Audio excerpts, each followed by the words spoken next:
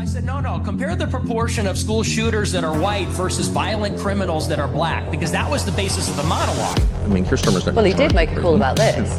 No, Keir Starmer is every bit as enslaved as Donald Trump is. It is illegal. It is a crime for which you can be arrested in Britain right now, criticizing Israel. I want to cut my cock off and scramble my brain with fucking fluoride. I'm gonna win because Netflix is worth $3 trillion. I can't believe the dollars are this high. It's a society that hates God. It's a society where the family is completely deconstructed and destroyed. It's a society that hates Nazis but loves communism. You're always confronted with the same stupid question. You know, does Israel have a right to exist? Does Israel have a right to exist? The real question at this point is whether the rest of the world has an obligation to put an end to this. Put an end to this. Put an end to this.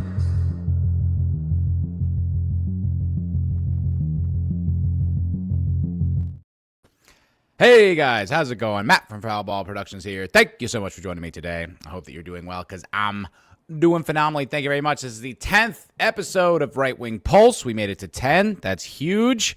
Hopefully this time the stream won't suddenly lag out and stop uploading for whatever reason was going on last week. We'll hope. Let's pray, fingers crossed. But joining me today, I've got my co-host from before, Capo TV. How's it going, bud? It's going good, man. Just excited to be here, and was on GOP Report last week, and that was a lot of fun. So, just excited to talk about this stuff. Were you on camera for that last week, or is this your reveal to the world? Oh, okay. All right, cool. Right on, right on. Yeah, that show, I did that show with them a few weeks ago. It was a lot of fun. I had a blast. Yeah, I had a lot of fun getting to know Josh and everything. I never talked to him before, but he's super funny, man. Yeah, he's a good dude. Yeah, I like him a lot. Well, as far as the show today, I got 3 videos I want to focus on. One, Jimmy Talks uploaded a video today that I wanted to get into. He was talking about, I only listened to a little bit of it, but I feel like it'll be a lot for us to talk about, is basically how the GOP isn't real and they're not right wing. Yeah, all right, based. Talk about that. Got Fuentes lighting up Tucker Carlson for his 10-point plan, which was hilarious because I didn't actually watch the video. Did you happen to catch Tucker's big video? I saw it and I just couldn't do it. It's really hard for me to watch Tucker now. I think we were all there now. I'm actually with you, man. You know, sometimes I'd listen to certain interviewers, I'd listen to a Tim Pool interview and just cringe or grit my teeth when he was speaking if I liked the guest, you know what I mean? And I'm getting to that place with Tucker where Tucker's the guy where I'm just shut up, let the guy talk, you know? Yeah. And even if they do talk, it's how does that even happen? I know. That's so crazy. What even is that? Dude, Nick's impression this week was the funniest thing in the world because someone super chatted in about it, a super chat of what Tucker would have said, and Nick went on a 10-minute monologue about it, copying him word for word. It was so good. So good, dude. Yeah, we've got Fuentes' video talking about that, and we do have a Tucker video in earnest, but that he had Darryl Cooper on this week. I don't know if you happen to catch that at all. I saw a little bit of that, yeah. Okay, I got a bunch of clips pulled from that because I thought I like Darryl Cooper a lot. I listened to most of everything he does, and I think he did really had some fantastic points, some really interesting, cutting-edge conversational points that I feel like we can get into. So we'll break into those. Before that, I wanted to tell you, Capo, I went to church today. Nice. I haven't been to church. Well, there's a Catholic church near me. Well, my mom wasn't feeling great in the morning, so we ended up missing the mass that we were trying to get to. So we went to another church. Now, this is kind of a big deal for me because I haven't been to church, I don't know, since my grandmother died. I've been reading the Bible and having a relationship with Christ, but I haven't actually been to church. And so we found this one in this town nearby called Rhinebeck. Dude, the priest was an Indian guy. And I don't mean that he was brown. I mean that the motherfucker was from India and was do the sacraments for Jesus Christ. And me and my mom just looked at each other. We couldn't understand a word this motherfucker said the whole mass. Wow. That's such a sad thing too, because I'm not Catholic. I've been thinking about it, but I can only imagine going to your first mass and that's what you see. That's to to be fair, like a liberal wouldn't care. They'd be like, I know I can't understand him, but this seems like a safe place for minorities or whatever. But if you're right wing, you go to that and you're like, I think I'm done with this. We got an H-1B priest, like, you know what I mean? Like, and look, he's a priest. Like, I'm happy I went. You know what I mean? It was like something I've been meaning to do for a while, and I'm glad I finally went. And in a way, I did feel really good afterwards, either, irrespective of the fact that I couldn't understand the guy. But it was just so funny where you're like, when I first saw, like, the brown priest, I was like, don't, it's church, you know what I mean? Like, kind of leave some of that at the door. And then the guy, like, it was like that, that meme where it's like the person's on customer service and then it's like the girl from Arthur and she's got that look on her face and it says, thank you for calling AT&T. It was like that, but the gospel.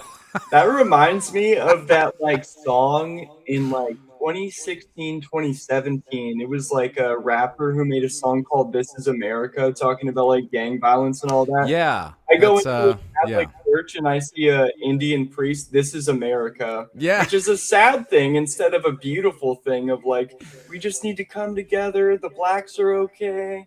It's like, no, bro. It was so funny, it was so funny. But there's like a Catholic church in my town, and there's a few in the area, so I'm sure we'll find, a good parish. But it was just, it just killed me. But you're right, it really is. This is America. I mean, this is America to a T. Like, not even our churches, not even our Catholic churches are safe from foreign invaders. It's crazy, man.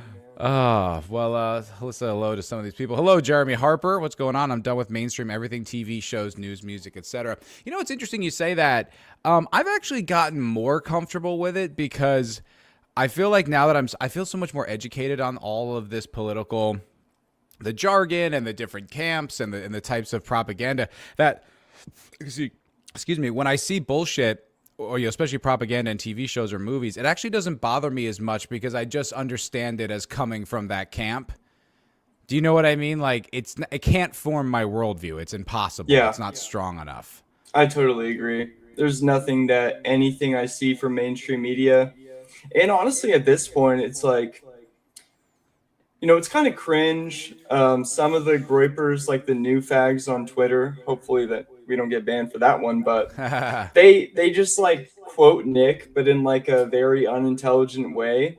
But that's how I feel about the media every time I listen to it. It seems like a take I've heard 20 years ago that just keeps resurfacing, and every time it comes up, it's less and less intelligent. Yeah. And that's how you kind of know it's a slogan. It's like, I think it's like Himmler who's got that quote.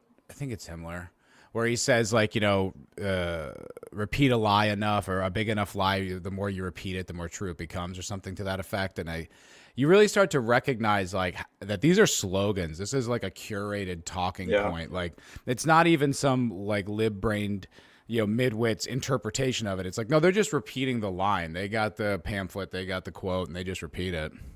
100%. Like, I was watching this show called The Agency. It's on Paramount Plus, and pretty good. It's about the CIA, and it's about a big chunk of it takes place in Iran, and there's like this girl trying to infiltrate like the Iranian nuclear program, right? And so over like a good season and a half, a lot of the action focuses in Iran, and it's really interesting. It has to do with like the IRGC and stuff, and it's all about the nuclear program, dude. Okay, it's 2 seasons. 10 episodes each, 1 hour each. The word Israel wasn't spoken once. You're like, that's just really? How it is. Like, in a conflict with Iran and its nuclear program, Israel's not even mentioned. Who's the filmmaker? That's the real question. Then well, it's under Paramount. So they contract out, yeah. Well, that's what's his name? It's Ellison, right? Oh, well, there you go. That's the Skydance, the Ellisons, like they own Paramount, they own CNN, they own CS, so of course not. But that's what I mean. It would be super funny if there was like a super red-pilled guy. He had this great idea for a movie, and then David Ellison's like, nope, we can't do it. No one else will air this. You're stuck with no Israel in this project. And he's like, damn it. Yeah. I'm sure that happens all the time. I'm sure, But yeah. It cracked me up. But, to Jeremy's point, I actually kind of felt like the opposite. Like, it sort of cracked me up. Like, it didn't bother me. I was like, yeah, and this is Israeli propaganda. Like, of course, that's what we're going to get from the Ellisons, obviously. But anyway, Mitchell Black coming in with $1.99. Thank you very much. I see Capo in my dreams. That's my homie. We played, we were talking on Discord while we were playing like Power World through Atlas's Discord, and I was just chatting it up with him. He's a good guy. Fuck yeah, that's what's going on. Yeah, what's up, Carrick Von K? Who knows who owns Paramount? Indeed. Jeremy's saying it's just hard to enjoy things when you know the angle is the problem. Oh yeah. I don't know. I guess with like the robust level of conversation out there and guys like Fuentes who slice through all that shit like a lightsaber, I just don't find it effective. So I'm just kind of Me neither. It makes me laugh. Yeah, I was I went on a date this weekend, and then I had a girl over. We watched a movie. We watched like the Spider-Man movie, the Homecoming. And there's like so many minorities in the movie, and the black girl's this like nerd, but she's also just like this shy, like I'm emo type of person.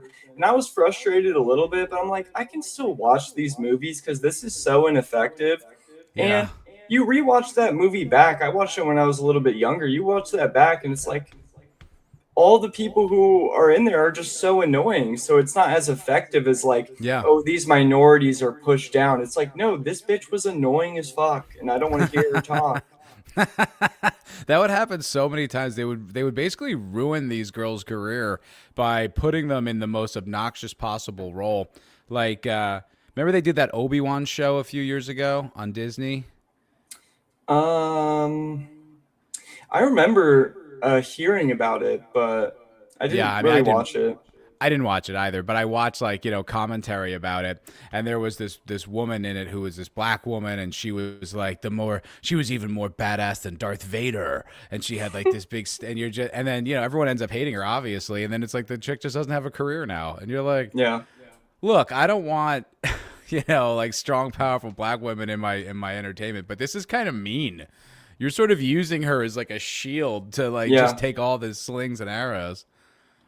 Yeah, I think it's harder for these like boomers who actually make the movies to tell where the culture's at. So when they probably saw that, they were like, okay, we'll throw her in. This will be a character, and all the woke people will like it. But the culture has changed so much. I mean, that stuff will never slide again, I don't think. I don't think there's ever going to be another like woke 2.0 or whatever, because the culture has changed so much, and everyone has realized what's been fed down their throats.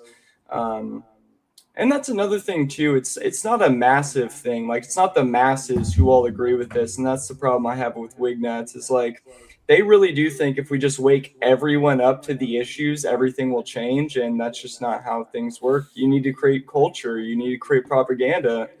You need to put yourself out there, and you need to create better things than the liberals are creating, which is really hard, by the way. It is because they create some good art. Yeah, they are good at it. And they, they do have a lot of people that gravitate towards that side because, our side, what's inherent in it is that it's a fight.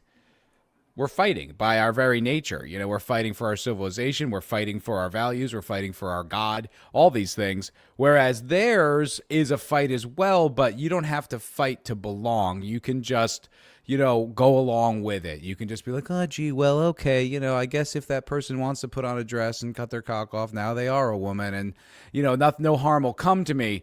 But it's like, therefore I feel like the more sensitive artist types are going to gravitate towards that, just dispositionally, whether the arguments are accurate or not. You know what I'm saying? Yeah, 100%. Totally agree. Yeah. Mitchell Black with another super chat. Thank you very much, brother. $4.99. So tired of seeing Zendaya everywhere. Not looking forward to enduring her in Dune Part 3. It is annoying, I know it's like one of those takes you see on Twitter quite a bit, but it really is. She is just like annoying, Yeah, I was on X the other day, and she's dating Tom Holland, which is more successful than her, honestly. Like, just his career is just blown up. And someone asked her about having kids, and she's like, well, I told Tom I don't want to have kids because I'm at the peak of my career and everything's going good for me, and I just don't really want to ruin it, so I just don't really know if I ever want to have kids. And she said, like, Tom was super adamant, and he was really upset when I told him that I didn't want to have them, but he ended up being understanding.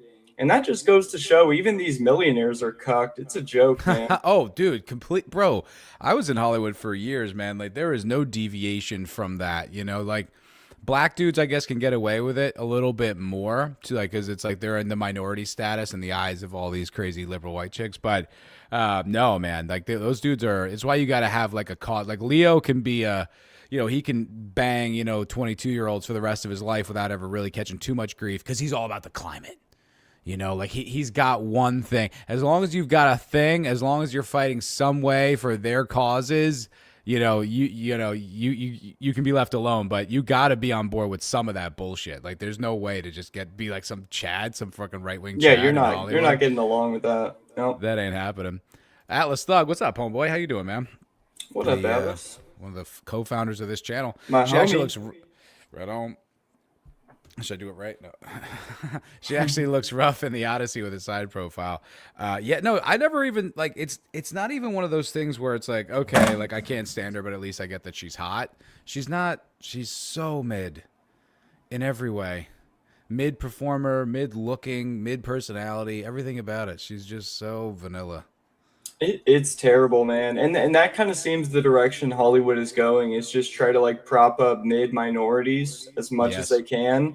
True. But I think eventually that's going to die out. I was listening to a conversation that Joey Oliver or Right Wing Coalition had with Hermes, and I don't really like Hermes because he A-logs Nick. They don't get along.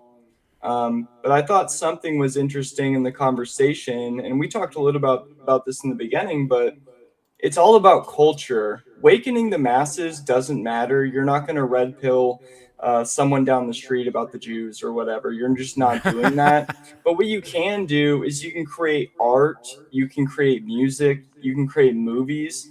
For example, like, what if we took the Odyssey but made it like Viking type stuff where it's like all these big white guys and everything? I mean, that's powerful.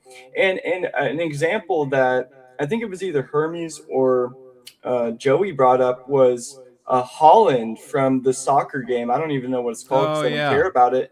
But everyone was promoting him, and it was just such a cultural moment of people being like, "Oh, look at this white Viking looking dude." Yeah. And it, if that was during the Me Too movement or back in 2016, that would have never happened. So you can just kind of see this development.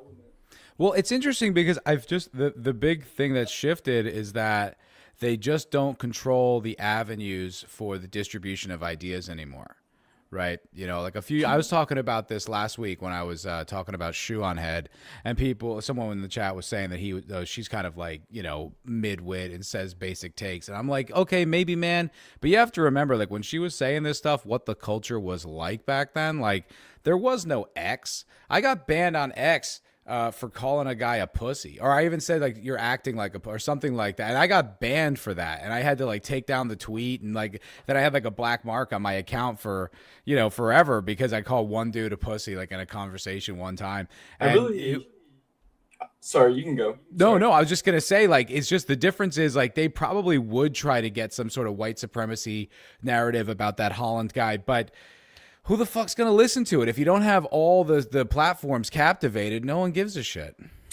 Yeah, what I was going to say is I love that episode, and it was really annoying when the guy was saying that because you're pulling up evidence of her back then. And what she was saying now, like you were saying, it's like, yeah, that's not so revolutionary now, but, that was huge back then to stand up for your beliefs like that. One of the best examples she said, and this is just a example of the time in general, was she was working at like some coffee place or whatever, and she said, "Oh, I feel like I'm deaf." And one of the girls went, "Oh no, my brother's deaf." And that's just such an example of what it was like back then. You couldn't say anything.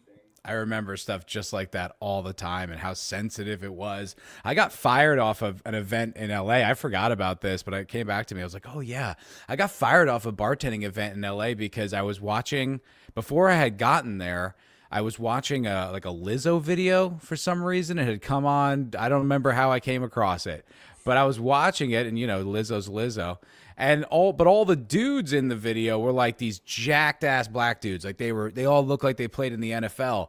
And I'm like, so what's the deal with the body positivity, right? Is it like these guys are all, I think I said something to that effect at a job, and I was asked to go home after I said She's that. on Ozempic now, by the way. So that just goes to show. I love it. It's so great, dude. Oh, I mean, I'm body positive until there's no immediate skinny switch. Now that there's an easy button. Yeah. Well, yeah, obviously. Yeah. Exactly. Before we get into the video, I wanted to ask you one other thing. You're a fan of Kingdom Come Deliverance 2, right? Yeah, I love it. Dude, me too. So I'm replaying it right now, and I played it when it first came out, which I think was like early last year, like early 2025. Does that sound right? Yeah. So since then, I have done so much more. I mean, I didn't even know who Fuentes was back then. So I've done so much more political analysis. I've read so many more things. And I'm playing it through this second time, and I'm looking at the politics of it, right? Because you're fighting for King Wenceslas, and King Sigismund is like the guy doing all these raiding parties. And I just did that scene again in the tower with Istvan Toth, and I'm listening to what the guy's saying, and I'm like, he's kind of got a point. Yep. Which I didn't think of the first time I watched it. I was just like, this guy's evil. He's an opportunist. He's like, this kind of slimy Machiavellian. But now I'm looking at it and I'm like, Wenceslas is a drunk. Like the first game tells us as much, that he's an incompetent king. Yep. And then this guy Istvan's like, yeah, you got to take your own side because like no one else is looking out for you. All these guys are looking out for number one too. And I was like, ugh. Well, to be honest, they did give the worst messenger too. That guy is like an annoying prick to give that message, right? Like they make you hate him throughout the game so much. By the time it gets to that, you kind of give up and you're like, even if he's right, I don't give a shit. I want him to die. Right. You know? Totally. But if it was like a reasonable person who, maybe earlier in the game, he was going up against this other kingdom or whatever, and maybe he didn't want to slaughter people or do whatever, take over villages, but then towards the end of the game he came to you and said the exact same point, I think people would be like, oh yeah, that kind of makes sense. But these type of games are made with some women, and they kind of take control of this, and Well, I thought it was interesting because analyzing it from a political point of view, like there was, like I said, there was some wisdom. It almost seems like Henry's on the wrong side politically. Like, even though he's got a claim to Wenceslas has a claim to the throne, he does seem like a weaker king than Sigismund would be. You can feel it the whole game, by the way. Right? And I thought that that's a really interesting way to look at it. Like, that's a really interesting place to put your protagonist in, because Henry doesn't doubt it, and you play as Henry, and he's noble and he's doing everything right and has all these like honorable values. But when you look at him in the scheme of everything, you're like, yeah, Istvan's right. You are just kind of a pawn for these powerful guys. And the guy says, why? So that these nobles can continue thieving our lands. And you're just like, shit. Yeah. That was really much more complex politically than I gave it credit for the first time around. Yeah, I got to replay it through soon. I played it through like pretty quickly because I was just grinding, and I had a lot of fun with it. And I did notice some of those things, but I think I get a lot more in depth of a vision. But another thing about the game too is they make both Henry. I'm sorry, I'm forgetting Henry and Hans Capon. They made both of them look like complete idiots throughout the entire game, just like they do in TV shows about men. You're watching these TV shows, whether it's a rom-com or like any of these early 90s TV shows, and the men's always the villain, or if they're not the villain, they're just the biggest dumbass in the world. And even if I was Henry, I don't think I'd make such stupid decisions all the time, 24/7, but they do that to you. Because it's like, and it's a demoralization of white men, I feel like, in some sense. See, that's interesting, because I didn't actually get that from this game. And I remember there were a lot of people complaining about certain elements, and that's something that this gentleman is saying about this has a synagogue mission, and it does have a synagogue mission, and you have to protect the Jews, and there is no alternative to that. That is definitely in there. And they also have like this African guy who's like super wise and super smart. That's in there. And if you really he's a scammer, though, by the way. He's a scammer, the black guy. He really turned out to be a complete fraud. Oh, that's awesome. I didn't know that. I never exposed that about him. That rules. But also, you can have a gay romance with Hans if you want. It's an option you have to choose. It's not just sitting there. So these things came up around the game, and people were complaining about it at the time. I remember this. But I hadn't played the first game, so I didn't have any connection with it. Honestly, none of that shit really bugged me. Even the stuff that you were talking about with like the demoralization, I felt like, yeah, but these men have agency over their lives. Like they're fighting, and they're so Christian. Like the game is so fucking Christian. Yeah. Like, you get like a bonus if you pray at like churches and pray at like little shrines and stuff like that. And everyone's saying, Jesus Christ be praised. Everywhere you go, it's like churches are a big part of it. Who's that? Who's the priest guy who's like a big character in both? He's maybe not the model priest, but you know what I'm talking about, though, the drunken fornicator. But like, he's awesome, by the way. He's great. He's such a great character. And it's like, in the first one, you have to play, like, there's this big mission inside of a monastery and stuff. So while I recognize those things are in there, I did feel like overall the game's impact left me with like a really pro-European, really pro-Christian impression. I agree. All those little things I was talking about didn't get to me. And it was honestly one of the best games I've ever played, to be honest. And you're leaning it up against a lot of games who do 10 times worse. They had to add in a little bit of some liberal thought in there for, the people who are coming into it wanting that. But for the most part, they did stand strong on, European heritage and everything. It was never a bunch of minorities in the kingdom or whatever, it was pretty awesome. And it's very hierarchical. Like, there is absolutely no variance on that. Like, even Henry, when he starts befriending, like, Lord Semyon, like, he asks if he can, like, go to the wedding. And he's like, don't get above your station. Like, he's, like, keeping him, like, in his place. It's, like, I don't know. I recognize that those things were in the game. And, like, if that's a deal breaker for people, I can understand that. But for me, the overall impression was super positive. It's just a fantastic game. Like, I've never played a game where I felt like the progression was so noticeable. I was so pissed the first time I played through and all my progression got taken away. You remember? Oh, because you played yeah. You just you're going through, you're like, okay, I'm getting somewhere. I'm going to get a cool sword and some cool armor. And then you're wiped back right to the start. It's like, dude, it's tough. And like when you first start playing, like common bandits, like kick the shit out of you. Like you die, you're just going somewhere, you're just on the road going to a mission, and you get ambushed by two dudes with like little axes and clubs, and you die, and you're like, fuck. And I didn't have any saver snops, so I lost all that progress I have to do. But then once you do the raid on Nebakov, you feel like a god. You're just just cutting down men left and right. It's like, and you got his battle cry, for glory. It's like, oh my god. Or I'm hungry, bro. That one's awesome. I feel quite hungry. Yeah, it's so sick. Mitchell Black for $4.99. Thank you very much, brother. Foulball talks about Kingdom Come Deliverance 2 as much as Atlas talks about RuneScape. Is that lore about Atlas? I didn't know that. He loves RuneScape more than any other game in the world. Yep. I'm not even sure I know what RuneScape is. Is that like a Bethesda game? It's a top-down, like, I don't know if it's a MOBA or what it's called, but it's like a point and click. Yeah, MMORPG. You just point and click. Oh, okay. It's early 2000s World of game. Warcraft.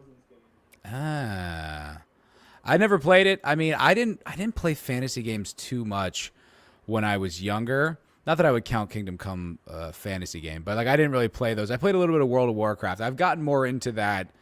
I know medieval lore never really spoke to me, but now I'm really into it. That's the one you're clicking on now, and the bigger pop-up is the newer game on Steam. Oh. The one with like if you click on the left, second row over, one down. Like this? Yeah, that's what it looks like. It's not very interesting, but Atlas loves it. No. So look, hey, I get, and look, there's plenty of games that I absolutely adore. Like I put in my my Iraq War video. For part one, there's 2 songs that I took from Deus Ex, the original Deus Ex, which now is a 26-year-old game, which I think that's older than you. And it was like one of my favorite fucking games of all time, and I still rock that game. But yeah, I mean, for someone to play it today, like it looks rough. Yeah, for sure. I still love Fallout New Vegas and things like that, though. The graphics are absolutely terrible, but the only thing that sucks, if you're playing on like newer Windows and you buy Fallout New Vegas on Steam, the game will lag no matter how good your system is, and you have to do a bunch of like hacking into things in order to get it to run like at like 30 FPS consistently. It's so annoying. Just to play properly, you have to have like 40 mods. Yeah. And, Bethesda never patched it. However, apparently there actually is going to be a remake of like Bethesda's actually spearheading a real overhaul, like what a re-release or whatever they call those. Remake, yeah. Of New Vegas. Remaster. That's right. I think they're actually remastering it, which it's like great because it sounds like, as funny as this is, it sounds like the Indian chick who like took over Microsoft is actually pretty based. Like she just kind of grabbed Todd Howard by the ears and was like, no, we're getting a new Fallout game. You're remastering New Vegas. We're no more of this gay shit. We're firing all your stupid gay trans developers. I'm like, and she's still getting deported. Woo! We're getting everything we wanted. New Vegas and less Indians. Let's go. Also, I see Tom Foe in the chat. 07. Let's go, Tom The Foe. How you doing, brother? Tom Foe always just churning out content too, man. Fucking machine. I loved his video today. I think it came out today, right? Was it the $20 burrito one? Yep. I haven't had a chance to get to that one yet, but I loved we can it. watch it a little bit if you want. Yeah, we can. I was gonna do the Jimmy Talks video about the Republican Party, and what do you think about that? You want to start there? Yeah, I'm down. I don't really watch much Jimmy Talks. I actually like Tom Foe better. I don't know. I think it's like personality thing. Me and Tom Foe have like ADHD, and I can tell he does. So it's like awesome. I mean, look, I like Tom Foe more as well. I probably watch him more, but I do like Jimmy. I check in with his stuff every once in a while. And I think for me, maybe just because I was like normie pilled about a lot of this stuff for a while, just chud pilled on a lot of politics. I think it's like really important to kind of drive home the reality of just how like what bullshit the GOP is, and I don't mean like in its current iteration. I mean as a party. Yeah, and I feel like Atlas talked about this on his stream earlier today, where it's like, oh, really? These people are a funnel to Nick Fuentes. Like Jimmy Talks, he kind of seems more moderate compared to, even Tom or Atlas or you.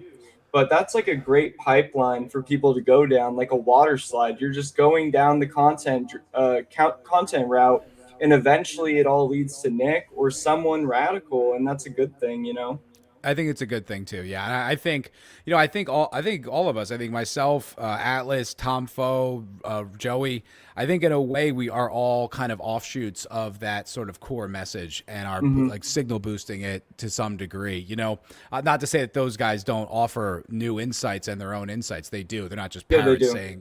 But I think it all kind of stems off that. I think it all kind of builds off that. And I think you're right. I think eventually it's like all roads lead to Fuentes for good reason, for very good reason. His stream earlier in the week about reading off the, I think it was this week, where he was reading the report from Politico or Axios about all the Groyper staffers in D.C., and how awesome. Overwhelmed that was incredible. And he's just like, yeah, I'm the only one. I'm not doing anything, right? You guys are all just doing things, and I'm just sitting here live streaming, huh?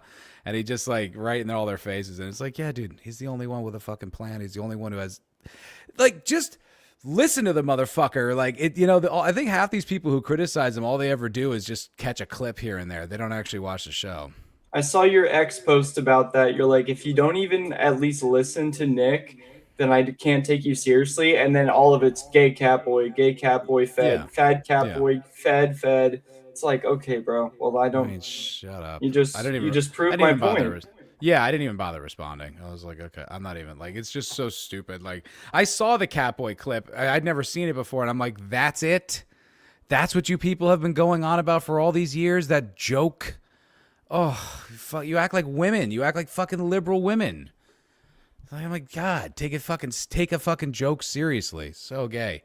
Another Mitchell Black, just making it rain in here. Tom Foe over Jimmy Schlock. Oof.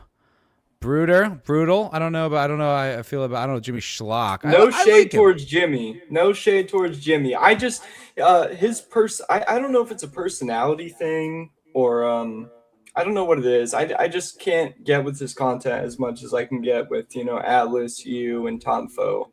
But it's I nothing do think against personality. him. Yeah, there's Yeah. certain like personality things where it's just like it's not that I dislike their it's just like I just don't like them. You know what I mean? There's just something about them I'm just not into, but it's not to take anything out of their content or anything like that. It's not that for me either. I don't not like him. I've never even talked to him or anything. It's just like I haven't been too into it. But there's a lot of people who watch him, so it's good for him, you know? I like Jimmy Talks. I think he's dope. Atlas Thug saying Jimmy on X is better than Jimmy on YouTube. Laugh my ass off. Well, we're going to find out. Let's listen to some Jimmy on YouTube right now. We'll get some group consensus on it.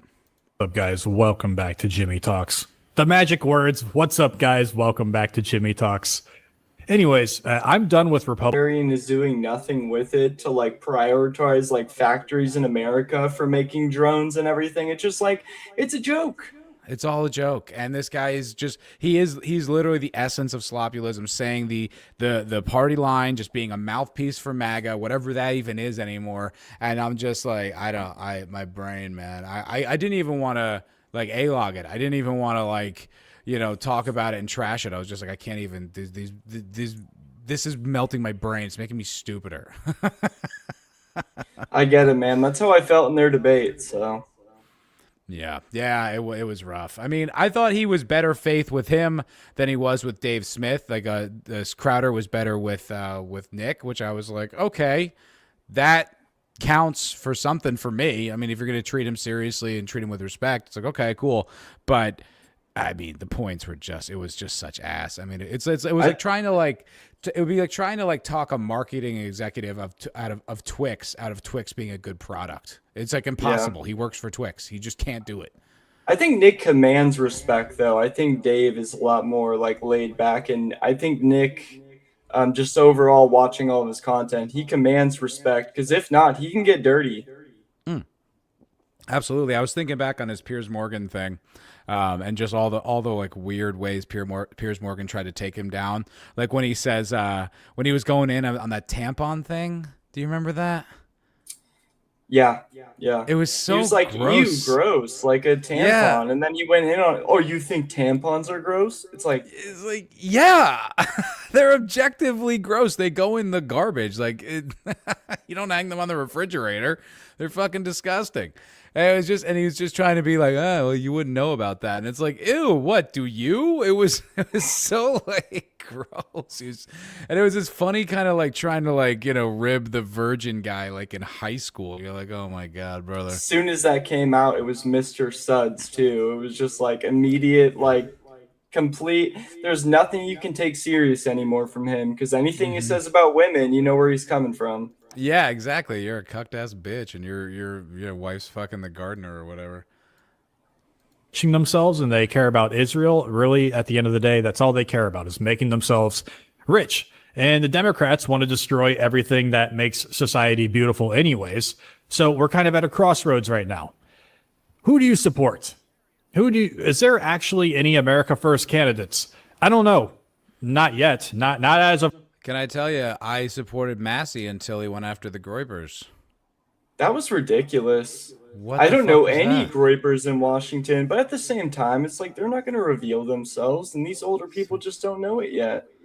And it's just like, bro, what are you doing? You're on the ropes. You need all the help you can get. Like, don't you recognize how influential this guy is? And like, it's only grown since then.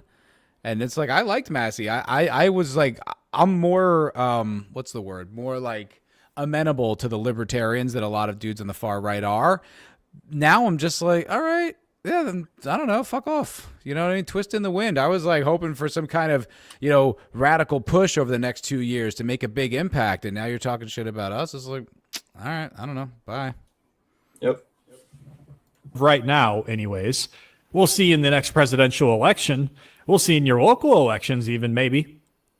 But as of right now, no, it's all bought and paid for. The Democrats and the Republicans are all bought and paid for.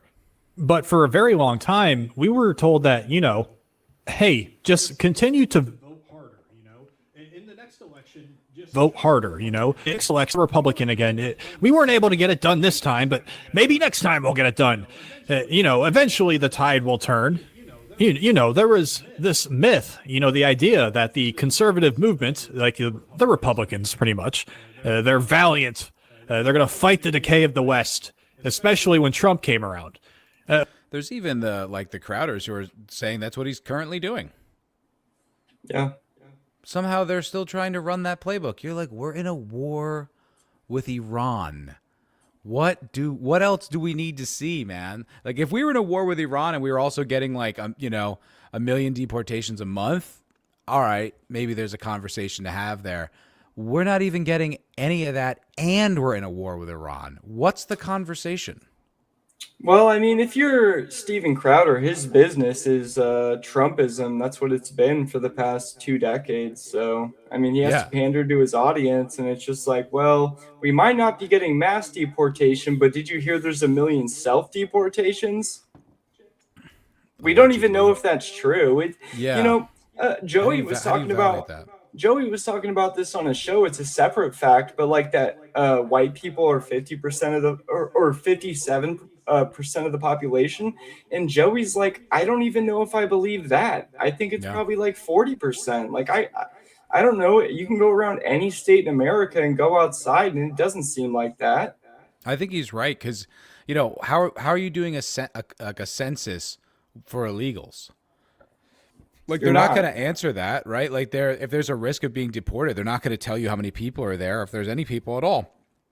Yeah. They're not even going to respond. Also, who do you send the census to? You don't even know that they exist. So it's like we another 12 million illegals came in under Biden, and how many illegals have been coming in all this time? Like, okay, we've had a year and a half where no new illegals have come in, or very few. Okay, but you start doing the math on that, and you're like, we probably already are the minority. Yep. That's crazy. Tom Foe saying libertarians suck because none of them will do anything, so they just focus on making Reddit-style slop. It's an interesting point, to be honest. I think the truth of the matter is the libertarians, like, they still want to throw the ring of power into Mount Doom, but they don't recognize that they need to fight all the way through Mordor first. Yep. Like, they are fighting, but they don't recognize that they have to wield the power first. Then they can get rid of it. But it's like, before that, you're just, it's like, I don't know. It's just like criticism. It's just like, oh, they spend too much money and they do too much war. It's like, yeah, we know.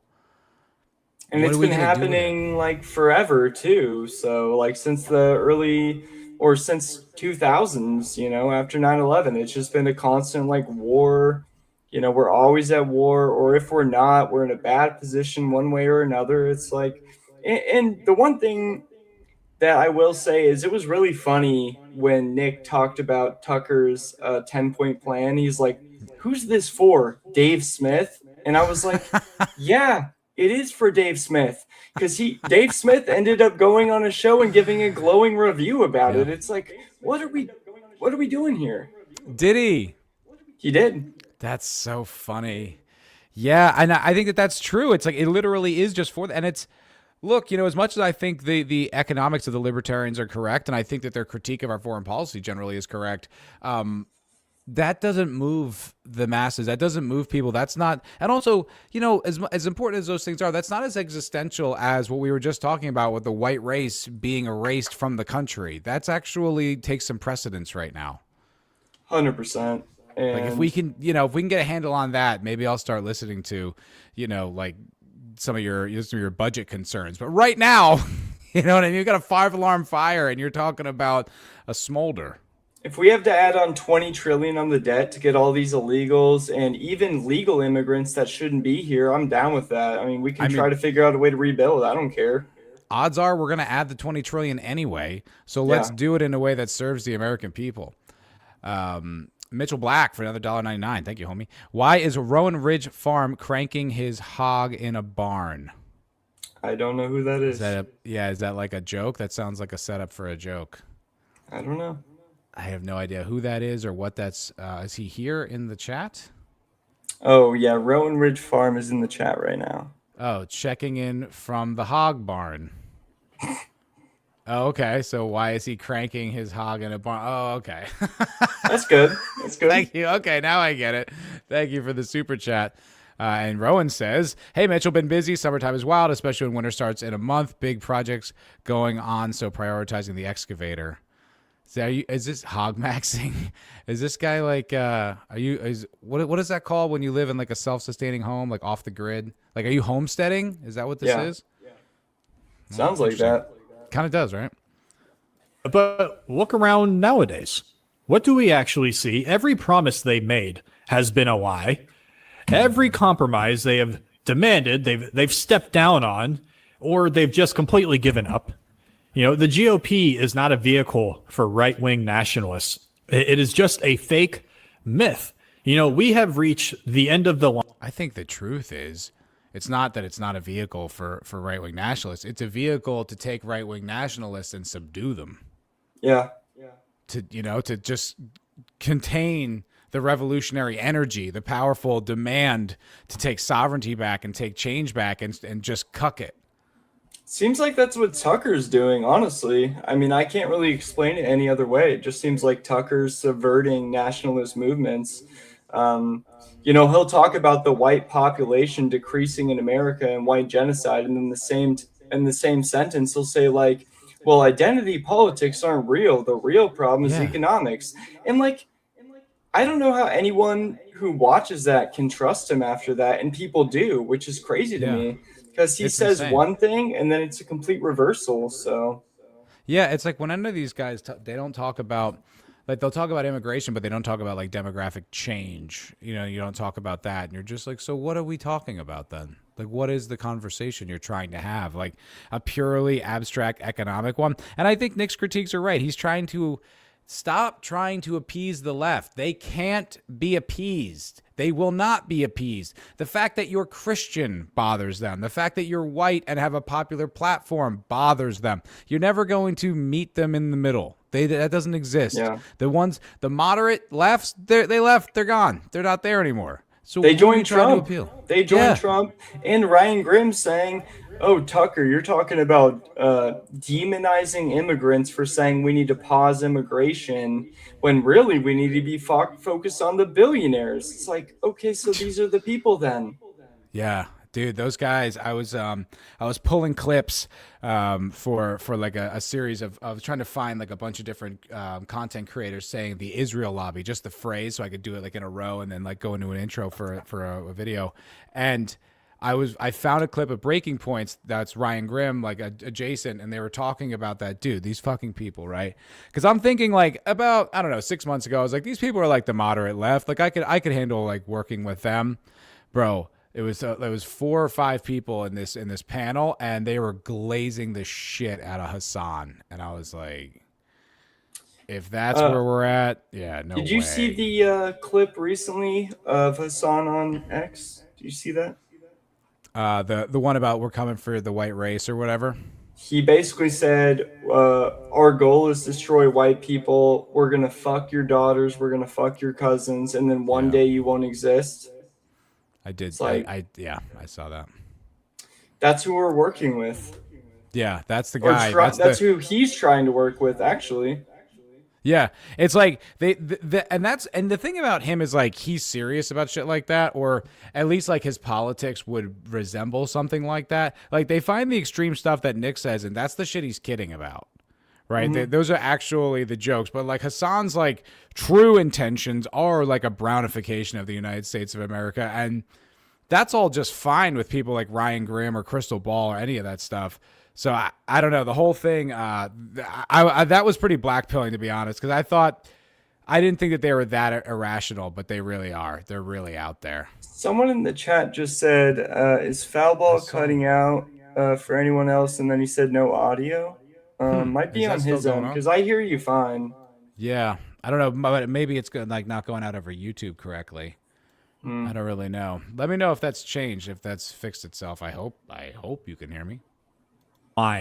For as of the Trump second term, I think this is officially the death knell for the 1980s style conservatism. You know, the GOP nowadays is basically, they're just 1980s and 1990s Democrats. They're not actually conserving anything. To call them conservatives isn't even real because they failed to conserve anything. These people are not really conservatives. They are just like liberal light. They believe in the same egalitarian fantasies at the end of the day when you start to pick apart their ideology as the people they claim to oppose. They say we believe in completely different things than the Democrats. But at the end of the day, it's not really true. They're just like 5 or 10 years behind them. That's exactly right. That's That's exactly right. 100% true. Yeah. I mean, Michael Malice said it years ago where he said, the Republicans are just progressives driving the speed limit. And Basil was the one who really clarified it for me, where it's like they actively work as a rear guard protection for the left's gains from 20 years ago. Mm-hmm. So it's like whatever they're fighting about now, the right will be protecting in 20 years. So, transports, whatever the fuck the thing is, in 20 years, it'll be whatever new crazy, now we don't want, don't want technology in our kids' brains. Trans is fine, but no tech in our kids' brains, whatever the hell. Because it's true, right? You think about the things that they were going nuts over under Obama, like gay marriage and the Obamacare. When was the last time you heard a Republican talk about either one of those things? Never. But Never. I was going to say, it's like the saying, I forget what the saying is exactly, but it's you go 2 steps ahead, 1 step back. That's what the Republicans are doing. We go like 1 step or 2 steps ahead of them. The Democrats catch up, and then we're like a 1-point lead forever. It never changes. Mm-hmm. And that's how it's been for my entire life. It's like we used to fight over abortion. Now abortion's not that big of a deal. We used to fight about gay marriage. Gay marriage ended like real quick. It was just over and no one even cares anymore. It's like all these things. Gay adoption is a big one for me. You know what? If gay people want to get married, I don't want them to at all. But if they do that and they can't have any kids, I don't really give a shit because whatever. But the fact that they can adopt a kid and they're going to be deprived of a mother and a real father, because gay people aren't real fathers. They have feminine, traits. So it's like, yeah, that's terrible, man. It's really creepy and weird. It wasn't something I really thought about. I think I heard Oren McIntyre talk about it in depth, and I was like, yeah, wait, that is pretty fucked up. And then there was that video of like the little baby in this gay couple's arms, and the kid was like, mommy, and they were like, ha, no, there's no mommy. You're just like, I saw Atlas react to that, and I had to turn off my phone for a little bit because I was about to punch a hole in my screen or something. I was so upset. Yeah, seeing it that viscerally was really upsetting. I was like, oh, I don't like that. Like that really bugged me. And yeah, and it's just this creeping degeneracy. Basil put out this video on his Twitter, which was really funny because he's in this place called P-Town, which is I don't know where. I think it's New Jersey. Is it He New lives in Jersey? New Jersey, yeah. Well, he was in. I don't think it was New Jersey because I'd never seen this. It was somewhere in like Rhode Island, maybe, and it was like some gay town where they all go to like hang out and fuck each other. And so he's working as like an operative for like the far right, but he's out there being Basil, which is like incredibly gay, and he's asking all these gay dudes. And I didn't know this. Do you know what PrEP is? PrEP is a drug that gay dudes take, and prepare for like a lot of promiscuous gay sex that prevents them from getting AIDS. It's like this, this medication so that they don't have to worry about, protection or whatever. What I didn't know is that the state of New York was paying for these people's PrEP. What the fuck?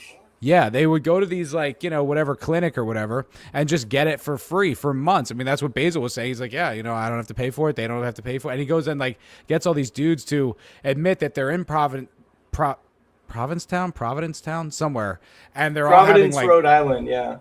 Is that what it? Okay, I think that because he kept calling it P-Town, and they're having all incredible, horrifying amounts of promiscuous gay sex, and then they're getting this PrEP that's paid for by the government, and it's just this creeping degeneracy that just keeps going and going and growing and growing, and the Republicans, they don't. All they do is contain our discontent with that. That's it. That's their purpose. 100%. I'm gonna go to the bathroom real quick. I'll be right back. Right, You can keep playing. Yeah. Cool. Also believe that a nation is nothing more than just a shopping mall with a flag over it. Every country, it's all the same. It's just a collection of... That's interesting, Hippocratic Oath. Basil said that conservatives are protecting Title IX sports because of trans. Conservatives originally opposed Title IX.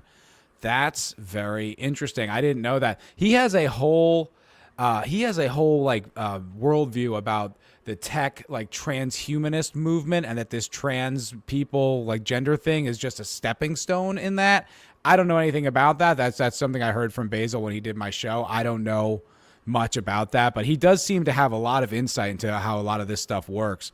And he's a great follow on X if you don't follow Basil. He's a real one. I don't know how a gay brown Muslim dude made his way to the far right and is based as hell, but he is. So I would recommend checking out some Basil content. Of economic variables. We can optimize this with cheap labor and also global trade. That Hagen D's nuts. Hagen does nuts. That's funny. Every time I hear about free medical stuff for shit like this, I want to become libertarian, so they're right about that too. Yeah. I mean, look, I said the libertarians' economics are correct. They just don't have like the Machiavellian desire or the Machiavellian ability to seize power. They just kind of want to keep winning the argument and trying to get people on their side. And it's like the argument's won. The whole Trump administration's conceit was the libertarian approach to the economy. Right, we're gonna slash out all the, well, not the tariffs, but the kind of Doge and cutting all the fraud, waste, and abuse. I mean, that's all libertarian talking points. And what happened? Oh, nothing. So it's like the argument is already won. We have to recognize that there are forces on both political sides working against those winning arguments taking power. So it's about taking power. So I was going to say as well, I keep quoting Joey Oliver's show from today, but they were talking, Hermes used to do these like man on the street interviews. He'd do some trying to do some JQ red pilling or race red pilling. And him and Joey were talking back and forth, and Hermes was like, I don't really like him because he doesn't like Nick. I'm a Groyper, so it's just off limits for me. But it was an interesting conversation. I'm not going to disregard everything they're saying, but he's like, the time for that stuff is over because everyone who wants to know already knows. Based. And that is completely true because everyone who wants to know these things, it's out there, and everyone who does want to know knows. Now what we have to do is change culture, which is what I keep saying, but that's all we can do. And it seems like on the libertarian side, it's so populist, it's ridiculous because no one's libertarian. It's a small sliver of the population. It's less than 4% or something crazy. Mm-hmm. They never win anything. So to think that you're going to convince people that liberty is everything and libertarianism, that doesn't work right now. Liberty worked when we were 90 to 95% white, and that's when it worked because other people don't have a concept of it. Yep. And, to a degree, it didn't work after FDR just made the giant bureaucratic state. So it's I feel like I still think their diagnoses are correct. I do. I had this kind of dream of getting I wanted to get Joey and Atlas against some libertarians. And I wanted to have them kind of fight it out because I sort of wanted to hear, both sides kind of go at each other. But it's once again, it's no, you're right. You're correct. It's just that your methodology and this sort of liberty populism, whatever that even means, it's not a winning message. It doesn't appeal to anybody, and it's not a ladder to success and to power. So you're right. You are correct, but that's irrelevant. Yeah. That's really what a country is. They tell us that mass immigration is capitalism. Just get better, man. Maybe you should make yourself more worthwhile then, even as it destroys the wages and the social cohesion of the native working class. Look at this guy, Dan Crenshaw. Arr, I'm Dan Crenshaw. Arr, I got a pirate eye. Arr. He's like the pirate from freaking SpongeBob. I don't even remember that guy's name. You all know what I'm talking about. Are you ready, kids? In the intro, aye, Captain. Does that pirate have a name? No, I don't even think so. I think it's just the intro guy. It's just the intro guy. I think it was in the movie or something. Oh, really? Wait, was that the movie that came out recently and it had No, the older SpongeBob movie. Oh. But didn't they do a SpongeBob movie recently? I think they did, but the older one was fire. They went okay. They were going to these bars with seaweed mustaches to try to act like grown men. It's funny. It was pretty That show's fucking awesome, by the way. Love that shit. Yeah, it's a little after my time. Like I was already, I guess like maybe middle school or high school when SpongeBob came out. So I was too cool for kid stuff like that. You know what I mean? And SpongeBob's awesome, but it's like at the time, I think I was just like, I missed Power Rangers for the same reason, Pokemon too. Because I was always just like a few years just too old for that. I'm like, I don't fuck around with kids. Now shit, there's you know? adults just now getting into Pokemon, which is, it's almost like Disney adults. I think it's especially potent in your generation of millennials where they like continuously want to be a kid. It's really cringe. You know, like I definitely have juvenile tendencies. Like I'm still like voraciously playing video games. Like I think that's a guy thing though. Less of like a generational thing. I think I'll always play video games. Yeah. But there is that, and I always cringed me out, you know, when people would go to Disney and they'd wear like the hats and like the Mickey and Minnie clothes. I'm just like, ugh. I don't know what that is. And that is like millennial Chungus culture, and I can't stand it. I never liked it. Not for me at all. Tom Foe says the SpongeBob movie is better than Homer's Odyssey. Based. All right, I wanted to pivot a little bit. I wanted to move on to the Tucker Carlson and Darryl Cooper interview because I thought this one was really strong, and there was a running theme throughout it that I think we should discuss because I thought it's something Joey was discussing when he was talking to.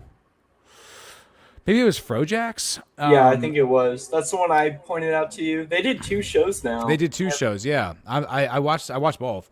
And I think it was something that he was talking about, and it was something that I had been thinking about, and then Darryl reinforced it quite a bit in this episode. And I think it's important for us, you know, as like Joey puts it, as like men of the West, of right wingers, of like, you know, Americans of European descent, you know, specifically and markedly to discuss this in this concept. So I'll let Darryl kind of explain it. We could talk about it. It's really hard for. I mean, when you think about Christianity, like the hardest command in Christianity, well, the hardest command in any world religion that's ever been made is love your enemy. And so to be able to recognize that somebody is your enemy, that their interests are fundamentally contradictory to yours, and that you have to be prepared to defend your interests, but not allow that to escalate to hatred for this creature of God that's across from you. I mean, that's something that, again, is built very deeply into our hearts. Even people who consider themselves atheists, I think, to a degree, very often still have that built into them. This is not the point.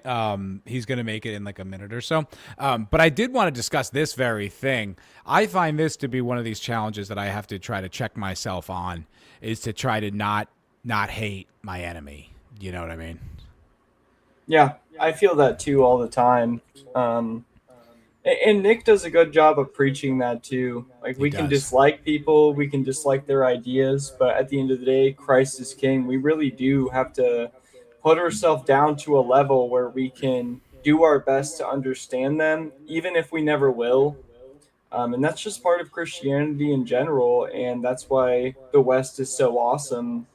And it's hard for a lot of people, especially older people, or even younger people. You know, we have a lot of trans kids in our Gen Z and gay kids and everything, but we were built on Christian civilization, and that's what built our morals and ethics. And that's why Muslims who go into the UK don't obey any of those rules, and they have grooming gangs because they didn't come from that world. In the world they did come from, if they did that, they would be killed. Right. Yeah, and that's what they understand. They understand power and force, and their cultural ethos and the echoes of their generation just formed a completely different culture. And it's like, you know, you can make a value judgment on that, but I kind of think it's irrelevant because it's just not compatible. It's not about like which one's superior. It's like, obviously I think mine's superior, but they think theirs is superior. It's irrelevant whose is superior. What is relevant is that this is my fucking culture. I want to protect it. These guys are incompatible with it. And that's really the end of the conversation. I agree. You know? But I do find that to be something I have to take internally. And I think a lot of it isn't even on me. I think a lot of it has to do with our liberal paradigm, right? It's like, if you're not like a rainbow coalition, all people are exactly created equal, you know, love is love, blah, blah, then you're hateful, Right. And so it's almost like when you start creeping out of that kind of the programming, it's almost like your reaction is to like be hateful because you're like, well, I guess I'm hateful. And it's like, but that's not really that's not the right perspective. That's not the enriched, enlightened perspective. And it's a hard one, but it is a hard one to navigate because I look at what these people do. I look at the way, Israel treads on our name and trades in our good name. And it makes me furious and it makes me hate them. And it's like, I try to not hate them because it's like, it's bad for me. It's not Christian. But it's a challenge. I do, however, think it's fine to hate nation states. There are certain times where you can hate those, but I think individual people is a different story, just in general. But yeah. It's an interesting, it's one of these things you have to be internal about and have reflection about. Like, it can't become too also, we are, like you point out, we are not the majority, and I think the less stark raving mad we are, the better for the PR of our movement. I think it was Tectone who tweeted it out, but he said, how come we call them minorities when they are the majority of the world? Certainly. Yeah, I mean, that's even true. in America. Now in America too.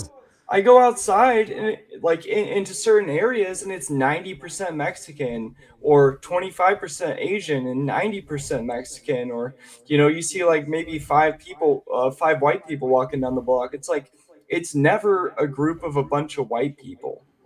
Like down a whole block, you'll never see 100 white people down like a 10-block lane.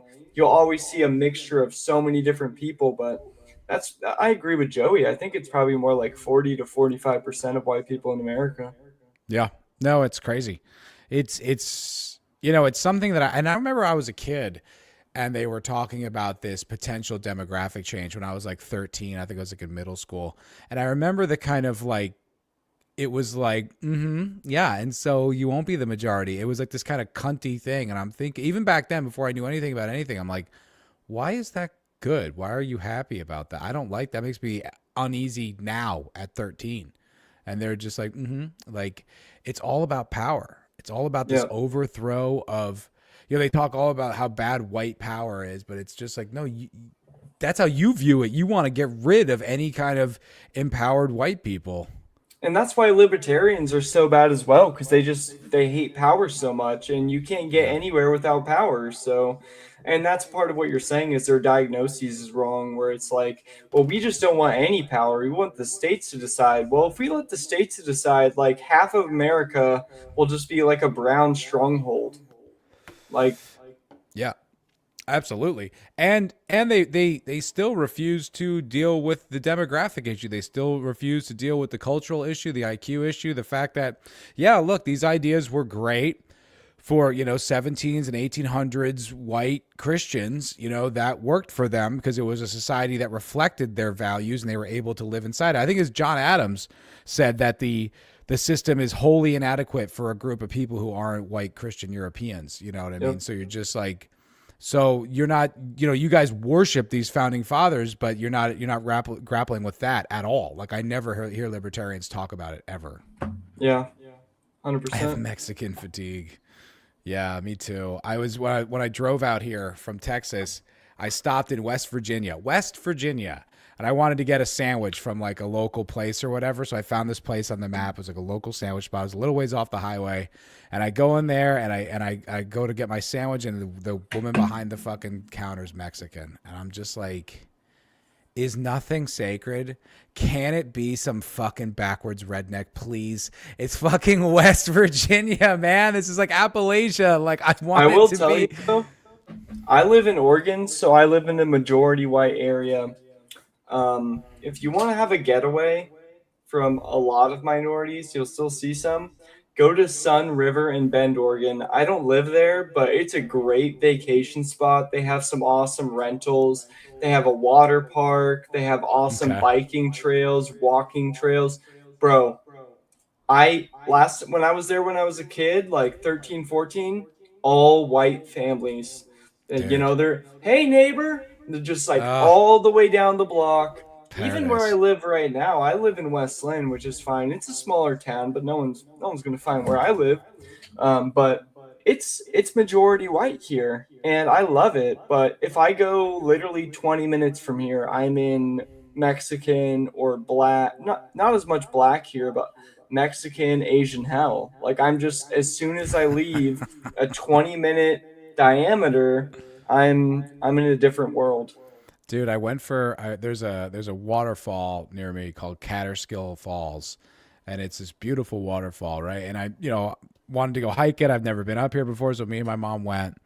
Dude, I think I saw on that walk maybe 2 white families, maybe. First of all, the majority of people I saw were like Hasidic Jews, like everywhere. And it was crazy. Weird, like it was crazy, dude. It was just kind of like, oh, is that guy a Hasid? And then it's New York, though. I guess that makes sense. It's New York. It's the Catskills. It's where it's like a Jewish what's it called, like vacation Stronghold. spot. Yeah, dude. But like, I was so weird. There's like this bridge, and as me and my mom were approaching it, like a whole school full of like Hasidic teenagers are just coming at me, and I'm like, that's an invasion. But it was either them or brown people, like Asian people speaking whatever language, people from like what looked like the Middle East, like Afghanistan. I was just like, bruh. I was like trying to not let it get to me. I'm like, I'm in this beautiful nature. Just like let the nature happen. And I'm just like, why are there no white people? Why are there none? It was so frustrating. I don't know the last time I went on a hike and saw more non-white people than I have white people. Because white people are typically like, more space. Yeah, they're more of like nature people. They like to go camping and, go on nature walks, I think a lot of minorities are like fine with staying in a shed with 10 people. Good for them. Well, it's always the joke. It's the joke that like hiking's like a white space or whatever, but it's just like, I couldn't believe it. And like, I'm not even like that crazy about it because I've lived in cities and stuff like that for my whole life. But this was just so like, this sucks. I don't like this. All right, let's get back to this part because this is the stuff that I think is important. But it's a mistake to think that, to extrapolate that and think that everybody in the world, certainly throughout history, but even today, sees things that way, because they don't. And again, I think it's but that is Western civilization, isn't it? It defines it, absolutely. And that's not just some random line in the New Testament. That's a repeated command from Jesus. Repeated. It goes on about it. And if you only love those who love you, how are you different from the pagans? That's easy. Yeah, and we have no excuse, for, particular. Like we can't use particular circumstances as an excuse when he gave us the example and prayed for, the people who were in the process of crucifying him. And so we have no excuse, to allow that to build up in our hearts, and we have to fight it. And very often, it becomes one of the. Mario's having an intense moment. It's me, white Nazi Mario. I like Beniti. I like Mussolini. I wouldn't go all that far, but it's some intense. This kind of sounds like some Dan Bilzerian stuff. It's always been the Jews. It's the Jews, and we can all come together. It's very Jake Shields coded. Yeah. Okay. At least he can spell, though. Right, that's true. I don't see any spelling errors. And look, there is all this conspiracy theory about the Freemasons and the founding of the nation and all that type of stuff and the way that they made DC. I used to read a lot about all that. When I was a little bit more in that kind of space. And look, the Rothschild banking family was incredibly influential throughout like the Middle Ages in Europe. So, I'm not saying it's impossible, but that's a little spurgy for me to be like, oh, okay, well, I've got new information now because Mario 242033 said it, screamed it at me in my chat. Like you can survive a war physically, you can even win a war, and still have it do so much spiritual damage to you over time that the victory is hollow. I'm from a country that did that, so I'm aware. You end the war by nuking a population, and then you never apologize for it and pretend it was the right thing when it's prima facie repulsive. And look what happens to your society when you do that. Yeah, yeah, and it's. I think that the post World War II sort of post Nuremberg society that we live in is very much a. I mean, if you look at the effects of our policies and the cultural tendencies that have been imposed, it was much easier, obviously, throughout most of the 20th century to impose cultural norms from above because mass media was still, in general, trusted by most people, and it was controlled by very few interests. And so, Mario still going off. Nick's got you guys subverted. Oh, good. This is coming from Danville's area, and this is This is Jake Shields. Actually, we gotta correct the record here. Number one. Your name is fucking Mario, dude. Like, are you Hispanic? Like, we don't need to hear your take, bro. We're good. We're Europeans. I'm German. I think foul ball. What are you, foul ball? I mean, I think we're good. Oh well, here. I got a bit of Mario in me. I'm Sicilian. I have Sicilian. I'm Irish. There's a little sprinkling of German and Hungarian. That's why we get along so well. The German. Yeah, the German. My last name is German. Fala. It's German. It's like a little tiny enclave. I looked it up. I found out there's only like a few thousand people in the world with my surname, and I was like, pretty sick. That's badass. Like pretty cool. But I have got a bit of Mario in me. My family, my mom is Sicilian, so. But I disagree with this take completely. And it's like, whenever they say this, like they're always screaming it. They're never offering like a constructive, intelligent counter argument that's like adding on to something that Nick said or refuting it. It's always just like, yeah, he's actually a Jew. Did you know that? He actually is a Jew. He's a Fed. It's just like, okay, all right, man. Like, go watch if you ever watched, bro. Just go watch Sneeko, please. Yeah, please go watch Sneeko. It's just if you ever watch like Nick's show, like these are such articulate, well thought out, well researched, rich, complex arguments, and then the counter argument is like, I'm like, okay, look, man, like I'm in a position I'm willing to hear counter arguments that are intellectually complex and maybe obtuse, hard to understand, but like I'm not listening to whatever that is. And it's always the same thing. It's always that he's gay or a Fed or that he hung out with a cat boy one time. And I actually saw a clip recently of Nick talking about that from like 8 years ago. He's in his studio with the green screen of the city behind him. He's like, everyone's talking about me hanging out with that cat boy, but that cat boy was more of a Nazi than me. It's like, so what are we doing here? That guy was putting on cat ears as a joke, fucking around.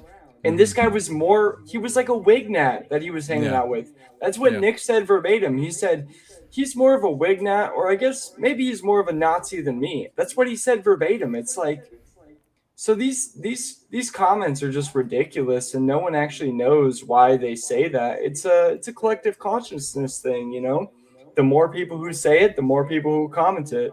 That's it. Wait, now I think I thought Haagen-Dazs Nuts was kidding, but he's actually seems like he's spurging out, saying the nukes on Japan was meant to prevent a ground invasion that would have killed tens of millions of Allied troops, Axis troops, and innocent Japanese people. It was the least bad thing we can do, and we reconstructed Japan. Is that not an apology enough for Tucker? What does he want us to do? Okay, so this seems like a serious point. I thought he was kind of going off on the full caps. I was going to say the same thing about Tucker, where he made it out that like we nuked Japan and that's why we have the things we have. I wasn't going to go at the same angle, but Tucker's like, well, this is the society we get when we nuke Japan. It's like, no, this is what happens when you get your society subverted by Jews and filled with immigrants. It's like, I don't think this was something that we got because we nuked Japan. I mean, I'll say this. I think because the World War II was so awful, and it was, I mean, observably, measurably the worst thing that's ever happened to humans in history. We needed a really, really good story as to why we had to do that. Yeah. And so I think that's what he's kind of talking about, like this post-war consensus that this, Darryl talks about it as like the myth. And it's like, and it sort of is. It's like, it is like David versus Goliath, or like, King Arthur fighting a dragon. Like, it is like that melodramatic, where it's pure good on one side and pure evil on the other side, and there was no other option. And it's like, there's a lot of gray in the middle of that. There's a lot of actually, it didn't really necessarily have to go down that way, but we needed to tell ourselves that to keep society going and to create this new non-nationalist order, this new liberal rules-based order. So I would say it is a response to that. To the nuke thing in particular, that is ahistorical. I think that's what I was always told, that it saved Allied lives, but apparently that really wasn't the case. Apparently what made Japan really want to surrender was the fact that the Russians were now turning their sights on Japan, and they were going to invade, and they wanted nothing to do with that. So they were going to surrender anyway. And you don't have to take my word for it. The list of people who opposed the nuclear bomb it was like Eisenhower, like Nimitz, like all these like really hard hitters in World War II all said that we shouldn't do it before they did it. Not in some kind of retroactive, like, well, that was a bad idea. There's a lot more controversy about that amongst the decision makers at the time than any of us have really been led to believe. So, no, actually, I don't agree with what you're saying. I according to the narrative, according to our U.S. myth, totally. I always believe that, but the history that doesn't hold up. Yeah, I was just saying of more so of Tucker's angle, because he doesn't want to talk to. Yeah, I know what you're responding to, but I just wanted to clarify for the chat here. I was saying more of Tucker's denial of like actual Jews and diaspora and what they've done to the country. It's more about the state of Israel, all of these things. So what I'm coming from is more so Tucker wants to put the blame on anything but the real problems. So he said here, which I think is super dishonest, to say, because we nuked Japan, our society just crumbled randomly, which I mean, it's obviously false. Right.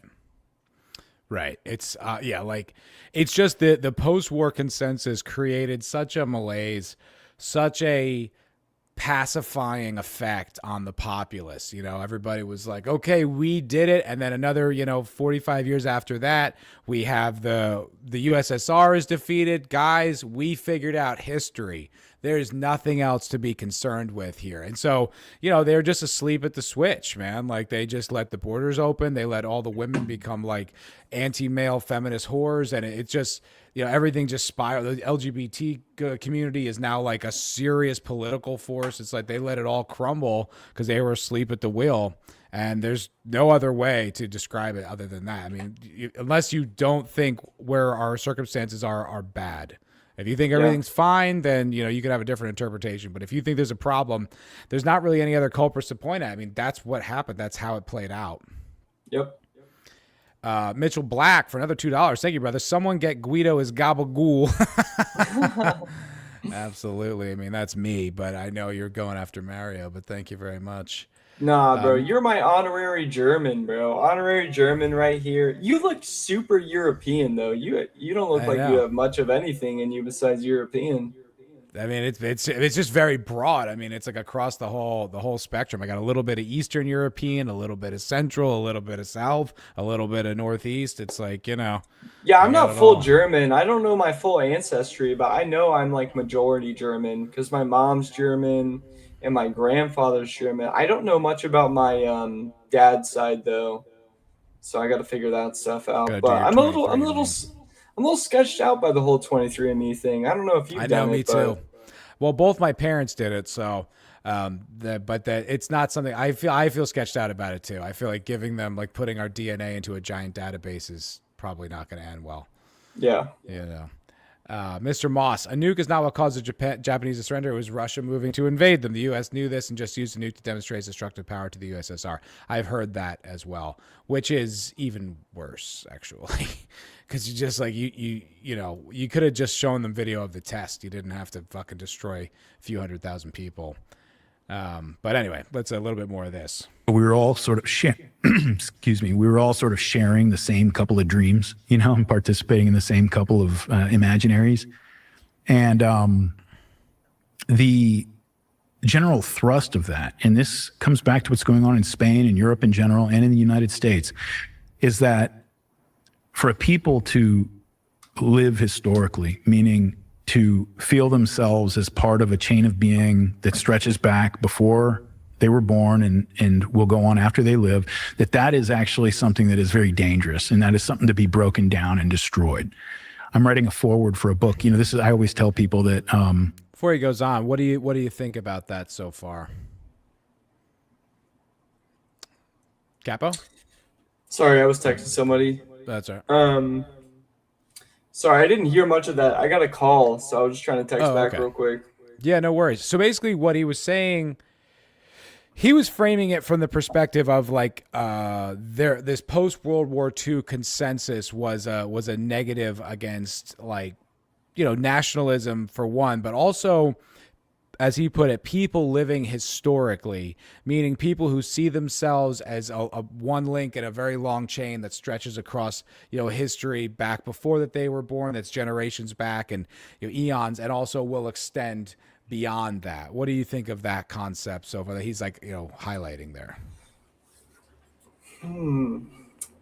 I mean, I think it's pretty true. I think after World War II, it did seem that way, where nationalism was looked upon as Nazism, like one-to-one. Like, yes. Honestly, that's kind of just how it is. Yeah. And any type of like white collectivization from here on out is demonized. And I mean, it's obvious. I mean, the left uses that whenever there's even just like a white president like Trump, he's a Nazi immediately. Yeah. If it was a brown guy with nationalist idea, but it was more populism, do you think they would call him that? No, they wouldn't. No, and the thing about living historically, that I think is the key phrase there that is heralded and borderline worshipped for any other, ethnicity, right? If you're like Indian, like it's really important for you to know about your heritage and where you stretch back to. True about Asians, true about Africans, true about, Pacific Islanders, whatever. But white people in America, we're just supposed to think of ourselves as like basically like white people who got off a fucking spaceship or just came out of the ground here and just started slaughtering, natives and then have been oppressing minorities and women ever since, right? Like that's sort of how it's framed. And I think this has been a big shift for me personally.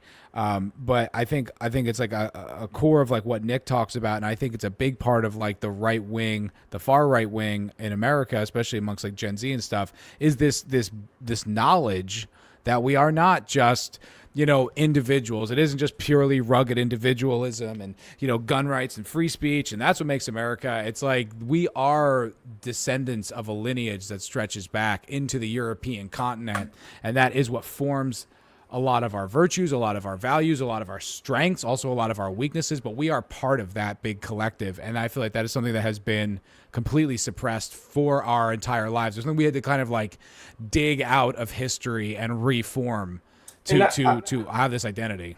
I saw a tweet you put out, I think it was today or yesterday, about how your generation became atheist, but our generation became pagan.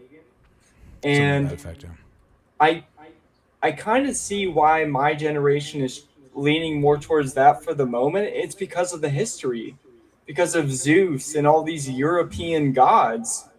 Like their family wasn't Christian because they were all, they're Gen X and they're, non-religious. They don't have any attachment to their culture. And the people who are right-wing, I think they're trying to find their culture. And the sad part I think about that is really that Christianity has a huge European culture, more so than paganism.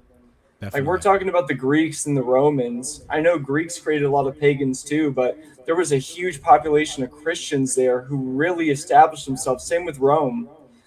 And that's a huge part of our history, more so than paganism. And there was a European. Sorry to interrupt you, but there was a broad European paganism too. You know, you'd see it in that video game. You'd see it in KCD too, because you'd find those shrines to like the old pagan gods. So there was like a Celtic paganism too that spread throughout Europe. But what was the strength of pagan Europe? You know, like even Rome became Rome via Christianity. There wasn't much. It wasn't much at all. It wasn't like the Pax Romana, like it wasn't like that, 400 years of peace or whatever, and that like the sprawling empire. Like it was big, don't get me wrong. I'm not saying it was only Christianity, but like that's the legacy. And so it's weird to me when these guys, like I think I said something to the effect that like even members on the far right have like their edgy atheist phase. Yeah. Because I think that's still what that is. I think it's still fighting off Christ and religion in a way. Just kind of have like carve out your own identity. I think I have a correct diagnosis in this, and that is because Christianity has become so pacified. Yeah, I agree. So when they're looking at it, they're seeing the pagans who were specifically European, and they had these gods that were powerful and strong, and they'd crush someone if they needed to. And then they look at Christianity nowadays, and it's like, we won't crush anyone. In fact, we'll let the world crumble in front of you, and we're just going to hope for Jesus to come back. Which is not the version of Christianity any of us believe in, who's actually Christian on the far right. Rune Master Hari Waffles. Whoa, dude, that's a retarded take. Rome didn't take on Christianity until right around the time of its decline. Is that? I don't think that's true. Didn't they crush the Jewish temple in like 70 AD? They did. That's like right after Julius Caesar. That's like one generation after Caesar. What are you talking about? Yeah, I actually bought the Arch of Titus t-shirt from Nick, and I'm going to have it soon. So that was what that was for, because God commanded them to destroy the temple. If you read the Bible, you dumbass. Yeah, I know that, but didn't the Christianity become the religion of the Roman Empire like right around that exact same time? Yep. Like, I don't think it was that. I think it's right in those same decades. I don't think it was much. And then it lived on for another few hundred years. So I'm going to go ahead and disagree with you. But maybe my history is a little bit off. I don't think it is, but maybe it is a little bit. But it's still the legacy of Rome. Would you not? I mean, the Vatican is still there, right? I mean, it's still the pride. Centuries later, Christianity became the religion of Rome in 30 AD, and Rome fell in 476 AD. Just don't feel like that's correct. But I mean, you know what? You guys have the Google machine right in front of you. Maybe you're right, but that's just not my understanding of it. But maybe I'll look it up right now. Please do. You got to read. You got to read everything. You got to read stuff even by people who, all your friends or maybe even you think of as, on the extreme side. I'm writing the foreword for a book on the Nuremberg system right now by an author, Thomas Sear. And it's, he rocks his leather jacket with Iron Cross, patches on it, walking around the streets of Chicago, right? So like most people would think, wow, that's an extreme dude. And he kind of is in certain ways. But he's a dude who wakes up with a book in his face, goes to sleep with a book in his face, and reads the entire time in between. He's a good writer and a good researcher and just a very smart guy. He's worth reading. He's one of those guys who would not have been available to any of us to read until very recently. That's one good thing that the internet has done. It's broken apart that medium. When you say the Nuremberg system, what does that mean? It means, well, there's a lot of elements to it having to do with geopolitics and warfare. But from the standpoint that we're talking about right now, it's this idea that for people to live historically in the sense that I just described it is something that is dangerous and to be targeted and broken down. And you saw this really on domestic social levels. I mean, you see it. I mean, it's not as if that left-wing government in Spain is not part of the problem. They're definitely clearly are. But here in the United States, you saw the effects of it over the course of the second half of the 20th century, where you had our cities back in the day that were sort of these organic communities with. I want to just pause here for just 1 second, but what he's about to get into is really fascinating. It's a more localized, like domestic version of what we're seeing now with like the mass immigration into Europe and into the United States of America. It's like a bit of history of sort of destabilizing any kind of community that, might be rooted more in tradition, more in nationalism, more in like ethnicity from like a white perspective. And it's like, I think it's a pretty reasonable conclusion to draw here with, what's going on in the US and what's going on in Europe. But this is a bit of history that I wasn't really fully aware of as far as how it went down domestically. Pause it real quick. It was 308 BC through, let me see, growing to a majority. So it began in the 4th century.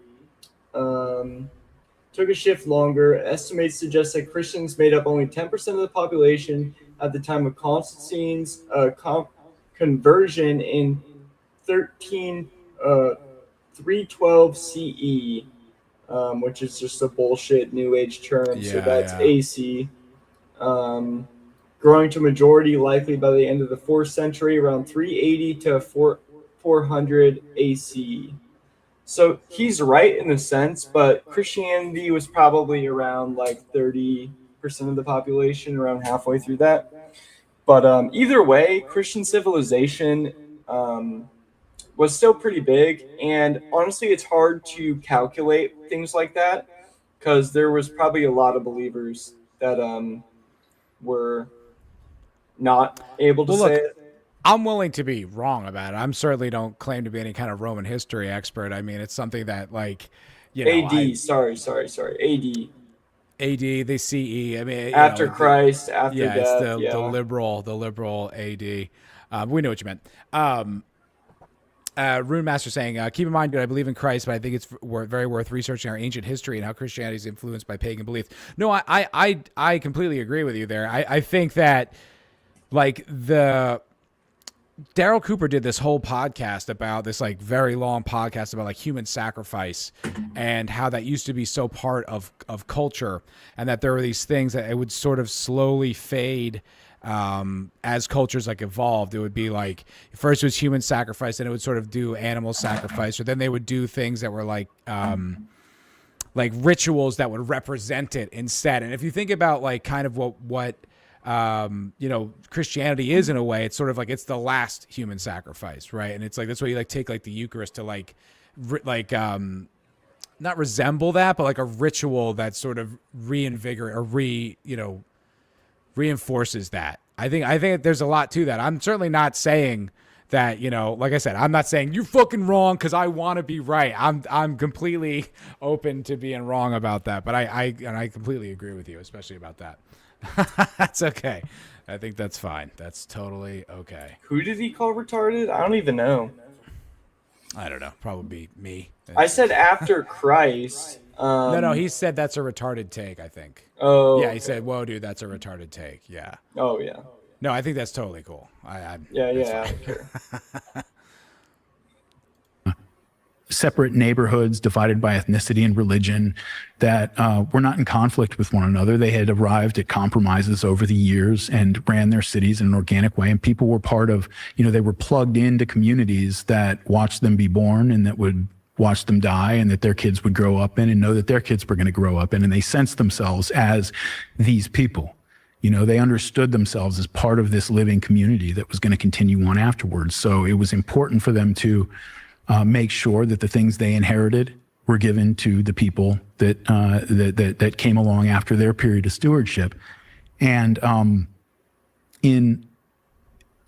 over the course of the second half of the 20th century, it was official U.S. government policy, essentially, to use mass migration, generally of African Americans from the South, as bludgeon weapons to go in and break these communities up and drive these people out to the suburbs, drive them out to other areas where, that old parish church that used to be all, Italian Catholics, you go drive through there now in Newark, and it's maybe some old grandmas who are still there, but everybody else lives 45 minutes away now, so nobody goes there anymore.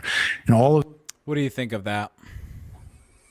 think it's terribly sad. I think Yeah. that's what's happened. I mean, every time I see people on X, it's kind of performative, but they'll take a picture of their parish and it's three old people in the front row. Yeah. And this is what happens when your economy goes to shit. And this is why Ben Shapiro's take on just move somewhere else is ridiculous. Right. Because if you do that, you're leaving behind not only your culture, not only your customs, you're leaving behind everything you know, your church, and now your church is struggling. Now your family misses you. Now you miss your family. And, And you I know, think, it's yeah. in some circumstances it makes sense, you know, if you're like an only child and your parents are, you know, getting old and you need to start a life, you know, maybe it makes sense to, you know, find a new life and find somewhere cheaper. But even the places that are cheap in America, there are no jobs there. So Well, yeah, and I think it's you know, that plays on like what he was setting up, which is like the, you know, the race migration that happened in the earlier part of the 20th century, where just massive groups of blacks from the South would come into these northern you know, city enclaves where like these communities stretch back. You know, they had like an insular, like self-reliant, like a network of relations, and they like he says that it was official government policy, which I didn't even know. I didn't know it was like that. To use these groups as a cudgel to break up these old communities, to destroy them and scatter them. And that's exactly what happened. I mean, where I grew up in New Jersey, the culture that I grew up in was the white flight was the result of that. You know, like have a lot of family from either Newark or New York City, and that's where they lived until they were scattered into the suburbs. And you know, the community I grew up into there was a lot of family there. There was a lot of like tight knit people and stuff like that, but it was nothing like that. It wasn't like there was all these overlapping families and you knew everybody and that was this person's cousin and all that type of stuff. It's like, that's so fucking dark. Like my whole life, I never had any of that. I mean, I didn't know my neighbors growing up. I maybe knew one of them and I was friends with their kid, but for me, I mean, it was isolating for sure, and it's even worse now. I mean, it's so isolating for a kid to grow up in a neighborhood, and instead of having 5 different friends to play with on the block, they have no one. I mean, it's really dark. Yeah, and it's like I just didn't realize to the extent of how severe this post-war policy was. This really like destruction of like not even nationalism, like the building of the first building blocks of nationalism, like the sense of community, of ethnic connection, like that was like it was so widespread to stamp this out that they would even go into cities and then use like black populations, so creating racial strife, which is weird because it's kind of like if you've ever seen that sort of centrist meme where it's like it's got the billionaire and he's like making like the black people fight the white people or like the minority, and it's like shit, there's like something kind of to that. Like it's maybe not the billionaires with money, but it's like the sort of the powers that run the Western world, and you're like, shit, dude, there is kind of something to that, right? It's like, you know, personally, I don't have any interest in living in South America or, you know, the Middle East or whatever. Or like Vietnam. They always tell you to go somewhere cheaper. It's like, okay, I could live in the Philippines and live in a mansion, but now I'm by myself without my people, without my grandma, without my grandpa, without my mom, without my dad, without my brothers and sisters. It's like... Well, I was going to say, like, it's more to that, you know, I don't want to live there, but I also don't have any problem with those places existing. Yeah. Right. Like, I don't hate South Americans for being from South America. I just don't want 40 million of them in my country, forever changing the demographics that don't share my values, that aren't going to carry on our historical traditions, that just aren't my people. I don't want that. And I think the same is true for like the Middle Easterners in Europe. Like they're a more violent culture. But I don't really like hate the Middle East in a way like that. It's like, obviously I have some feelings about 9/11 and stuff, but like, I don't hate them for existing. I just don't want them in my culture. And I think it's kind of like, it's like that thing where it's just like, yeah, I just want to preserve what's mine. I don't want, it's not like I want these people to not live or not exist, you know? And it's very strange too, because I think we're the first couple of generations to wake up for this for the past like 60, 70 years, to wake up to realizing like, oh wait, my family isn't as close, you know? The Yeah. people I know around me aren't like me. Yeah. And I think that the liberal order really taught people just be okay with being isolated, and if not isolated, being okay with just having your family and everyone else being different. But at the Yeah. end of the day, that's never how the world worked. No. Like just Ever. being away. I mean, I had so much, I had some family around, but almost all of my family was scattered. Like a lot of them were in Pennsylvania, some were out in California, it was somewhere in South Jersey, somewhere in North Jersey. And it's like, look, I get it and stuff, but yeah, you're talking about a fracturing of a community structure that's lasted, almost as long as our civilization has. And it's just one of these things that for, the past few generations, it's just like, yeah, I don't know. I'll go move somewhere else. I'll go to a different city and see how that works out for me. That it's like, yeah, it leaves everyone kind of isolated. And the fact that it was engineered is insane to me. I had no idea. Yeah. Those communities were broken up by force very often and through violence indirectly, on purpose. And it was because they were looked at as something that was potentially, that when people are living in a way where they sense themselves as part of a larger project, the idea after World War II was that can and in fact will almost inevitably get out of hand. And out of Get out of hand in what way? well, the way that the Germans got out of hand. I mean, that's, the idea that they start taking themselves too seriously and thinking of their historical mission too seriously, and they start to act on it in the world in a way that is dangerous to others. That was the idea, right?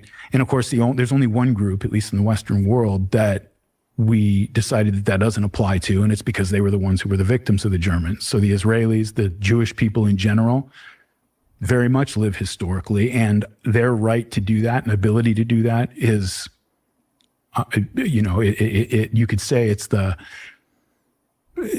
central and primary, certainly foreign policy, but even with a lot of domestic policies, mission of the U.S. government and the sort of Western European NATO system in general. It's a central focus of that, which is very strange when you think about it, until you realize that we're living in the aftermath of Nuremberg. We're living in the aftermath of the Second World War. And we're probably coming up to the end of that cycle right now. I think that we're reaching. It's kind of like what you're saying, Capo. It's like the next generations or the newer generations are not under that spell. They are thinking of themselves historically, as he puts it, and seeing themselves as part of a story, and also not seeing the Jews as somehow special or precious. Obviously quite the opposite, but that is such a big departure from the way things had been for so long. And I think that's the reason why that archetitus thing gets them so fucking riled up. Yeah. Because they do see themselves historically. It's like that thing of that Nick points out of Brett Weinstein going to Italy Flipping it off, yeah. and flipping it off, because it's like they think of themselves historically. And, I mean, do we, like, even me and you now? I don't even know like Hispanics who think of themselves like that, where they see like a Native American sculpture and they're like, "Fuck the white man" or what. I don't see Sure. that. I think it's majority of the Jews who think like that. I don't know many other groups of people who think like that. Maybe it's an IQ issue for most of those groups, like black people or whatever, not even in a mean way, but they don't think of themselves like that. But the Jews do. And they are very intelligent, by the way. I mean, obviously, they've been able to run this country for God knows how long. Yeah, I think it's like a number of factors. I think it's what Darryl's talking about, this post-Nuremberg reality that we live in, where like white, European, or really any kind of other nationalism is really not anything that could be a threat or powerful, is not only not encouraged, is actively destroyed. And then to be charitable to the Jews, it's like, if you look at it from their perspective of having been, quote, persecuted for all these years, it's like, well, then you would be much more acutely aware of your history. Yeah. And the fact, that it's like, well, we were nearly wiped out or whatever, it's like, so that they do have more of, like, when you put that kind of pressure cooker on a people, they are going to have a reaction to that. Like if you go to LA and you talk to any Armenians, like, they are still very connected to that and connected to themselves and connected to that history because they have that kind of collective trauma, whether or not, right? Like whether or not it's like as severe or as overstated as they state, like talking about the Jews specifically. It's almost as if a whole generation got told the same scary bedtime story.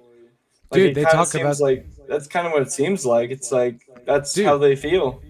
Darryl talks about that in this podcast about specifically like Winona Ryder, I guess, when she was a kid, like she was like convinced that the neighbors were going to like kick down the door and take her away and kill her. And like Roseanne Barr said that she, when her parents showed her like gruesome footage when she was a little kid, and she would have like these weird tics and have like all these weird, like emotionally traumatic responses to this type of thing. And you're like, that's it. Yeah, you're exactly right. They got told this scary bedtime story. Yeah. Yeah. Let me skip ahead here. I think it's the same concept a little bit further down because, like I said, it's a running theme in this episode. But it was pretty. I just find it so fascinating, and I think it's the thing that is very empowering. It's very enlightening, and it's also a great map, like a great road map on how to move forward. Now that we have this knowledge, now that we're embracing this knowledge. Well, now like we're shaping it so that they're going to read a lot of like they're corrupting the way that my country, my people are going to be remembered by future generations, and that offends me. It really does bother me, and I think a lot. He's talking specifically about like the Jews and Israel, like kind of trading in our name and committing the atrocities and stuff, and how we're going to be looked back historically. Yeah. A lot of people would find that sentiment. I know you don't, but a lot of people today would find that sentiment sort of antiquated and just kind of silly. And that's unfortunate because what that means is that you have a people who is no longer living historically. You have a people who are no longer, they don't have the mentality that certain things for centuries my ancestors shepherded so that they could hand them down to me. And it is my job to steward those things to make sure that the next generation can carry it on. It's turning the family home into an Airbnb. It's degradation.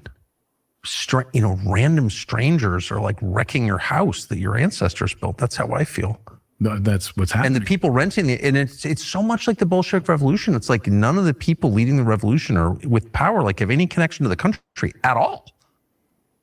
Yeah, isn't that something that really, I often think about how, I think Nelson Rockefeller died in 78, 79, something 75, like that. Right? I think. 75.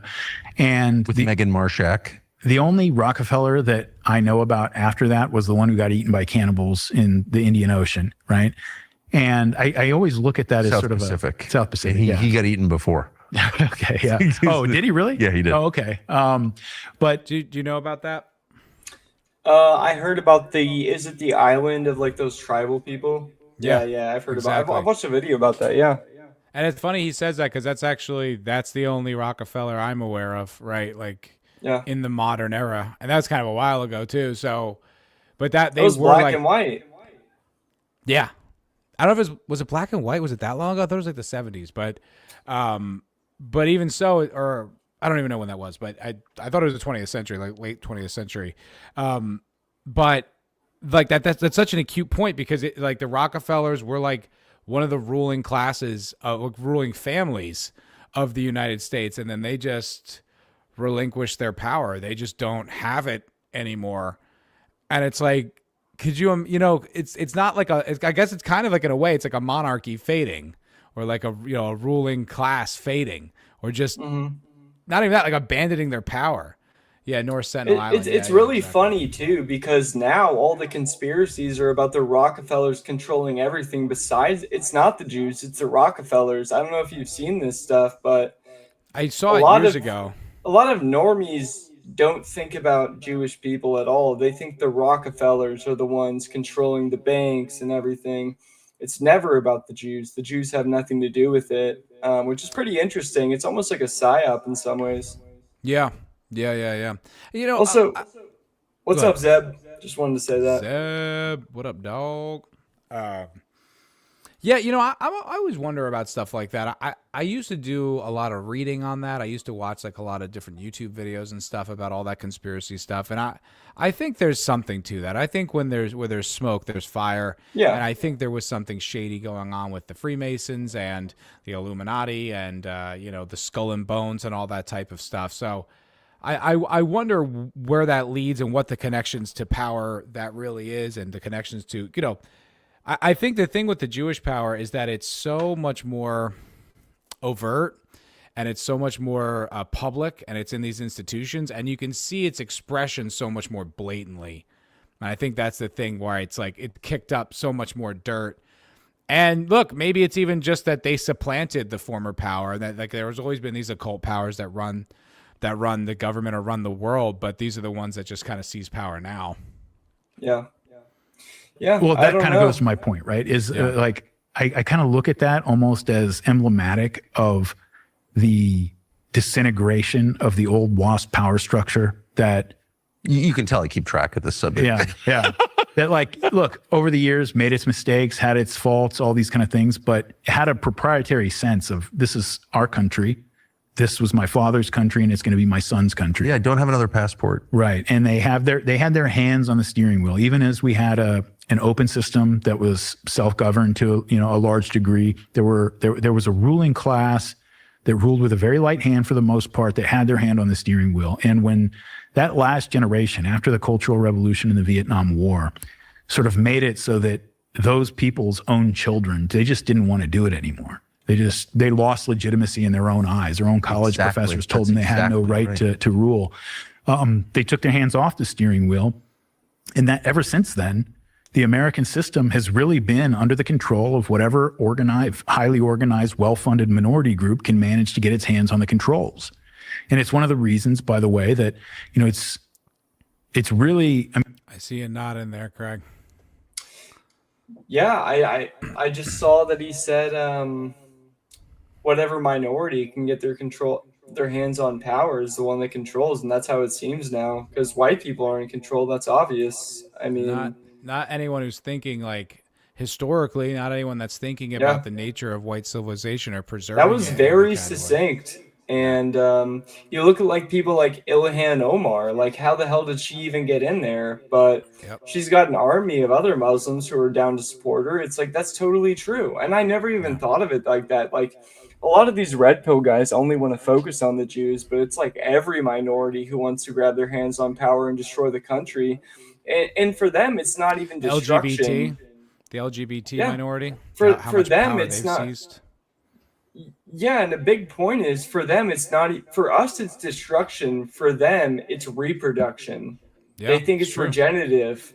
We don't view it as that, and that's the biggest problem we face. Yeah, I think that's really something that's very potent, and I also think it's a bit of a white pill because I think it's the whole Fuentes plan. It's the whole Fuentes, plan of action. Is that like an organized.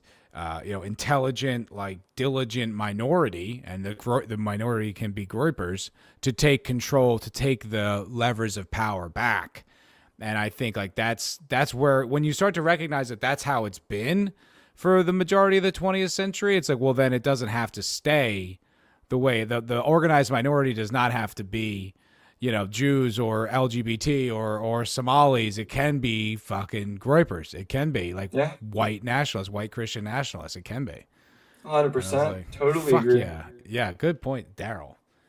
Let me do one more clip, and I think we're gonna move on to Fuente. To what is the comment Zeb just said? He said 13 families, committee of 300 bloodlines. Those that we don't know about, they are greater than any name recognition. I don't know about that. I don't actually, like, I don't know about it, but I remember hearing something about that like years ago. Like it's that like Obama is related to Brad Pitt. There was this super funny video I saw on YouTube where there was this guy who pretended to be a Rockefeller, and he lived in like this house in like a really nice mansion for like 13 years before it burnt down, which is pretty funny. He just like changed his last name to Rockefeller and was like, everyone was like, whatever. You know, he's That's rich. pretty funny. Yeah, I remember hearing something about this, Zeb. I've heard about it. I've never done any deep dive or research into it, but I remember like seeing it was like some chart, like an infographic, and it had like all these like famous influential people, and they're all somewhat related. Like it was all this like interconnected, like elite lattice. I don't know about that, but I do remember hearing about that. But it was like one of the things I took away from that was, it's like Brad Pitt and Obama are related, and you're just like, what? Like, and this was when he was president, so it's like the president and like the biggest movie star. Yeah, it's like distantly, but still, you're like, oh, maybe there's something to that. Like, there's obviously unseen forces. I think that's something, part of like the red pill. And it's just like, I got it right here. Okay. Yes, Brad Pitt and Barack Obama are distant relatives. Genealogists, research from the New England Historic Genealogical Society showed that the actor and former U.S. ninth cousins, which is very strange. That's shared ancestor Edwin Hickman, ancestor death 1769. Wow. That's crazy. Yeah, that's really interesting. Yeah, I can't say that I know anything about that, but I've heard about it. When the Bolsheviks took over in Russia, one of the first things they did, this is 1920, I think, so very, very early on, they built a statue to Judas Iscariot in Moscow. What? Yeah. And this is at the same time they're burning. Did you hear that? No, I did not. Because I didn't know this. This was news to me. I was not aware of this. When the Bolsheviks took over in Russia, one of the first things they did, this is 1920, I think, so very, very early on, they built a statue to Judas Iscariot in Moscow. What? Yeah. And this is Isn't that crazy? What? Yeah. Yeah. What the fuck? I'd never heard that before. Is that crazy? Zeb just said, pretty sure the Judas take is not true. Should we let's do some Look it some up. research on that? Yeah. Did the Bolsheviks? I'm curious. I want to know now. I don't know. Like, what has it been? Why do you say that? Where did you get that?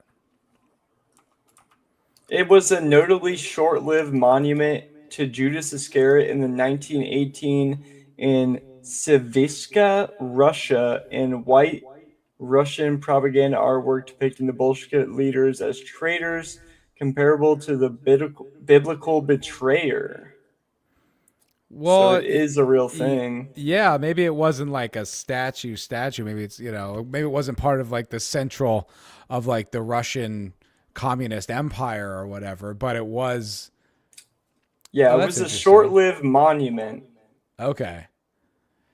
That's still, like, I was thinking about this today. Like, I do think that, like, Marxism, and I don't mean this to be, like, hyperbolic or a boomer con or anything, but I do think Marxism is satanic.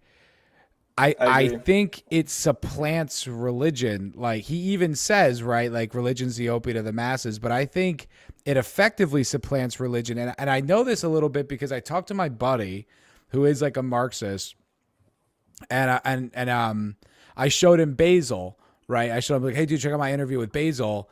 And he's like this right-wing Marxist. And he was telling me about the way, Basil's misusing the term lumpen proletariat. That's this other thing. And then I'm just starting to think about this, and I'm like, why can't it just be the way he means it? And it's like, well, you have to understand the way Marx meant it. I'm like, but he's making this shit up. Like this, it's like, it's becoming like this. It is this weird, and it hit me. I'm like, this is like a religion. This is like Marxism's like its own religion. It has like its own sacred texts. It has like its own worship. It has its own like sacraments. Like it's like this is like a satanic religion that is here to upend the natural order and replace the church. Like, it's truly satanic, and not in a hyperbolic way, like in a very real, practical way. I totally agree. There's a lot of spiritual warfare going on all the time, and this is just another level of it. It's an extreme level of it too, trying to supplant Christianity with Bolshevism. So yeah, I Yeah. totally agree.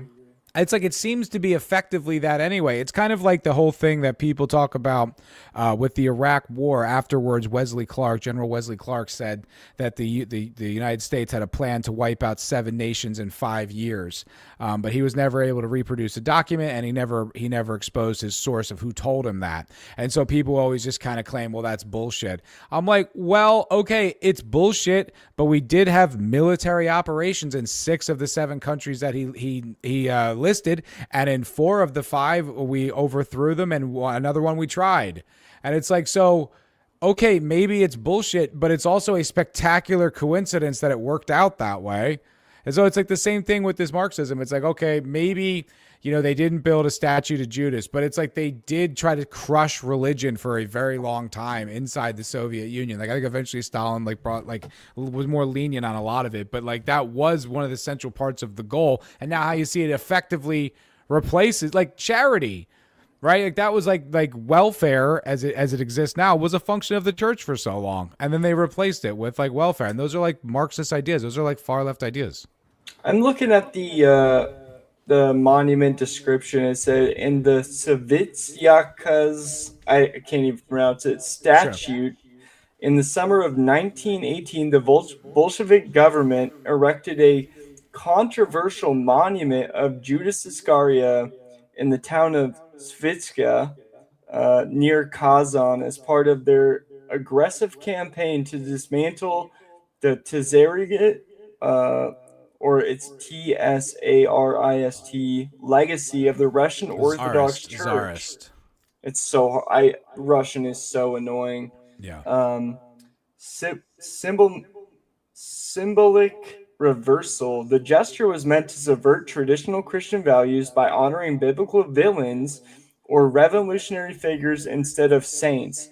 Though the statue was poorly received and short-lived, and mostly survived as a local lore and interwar foreign reports.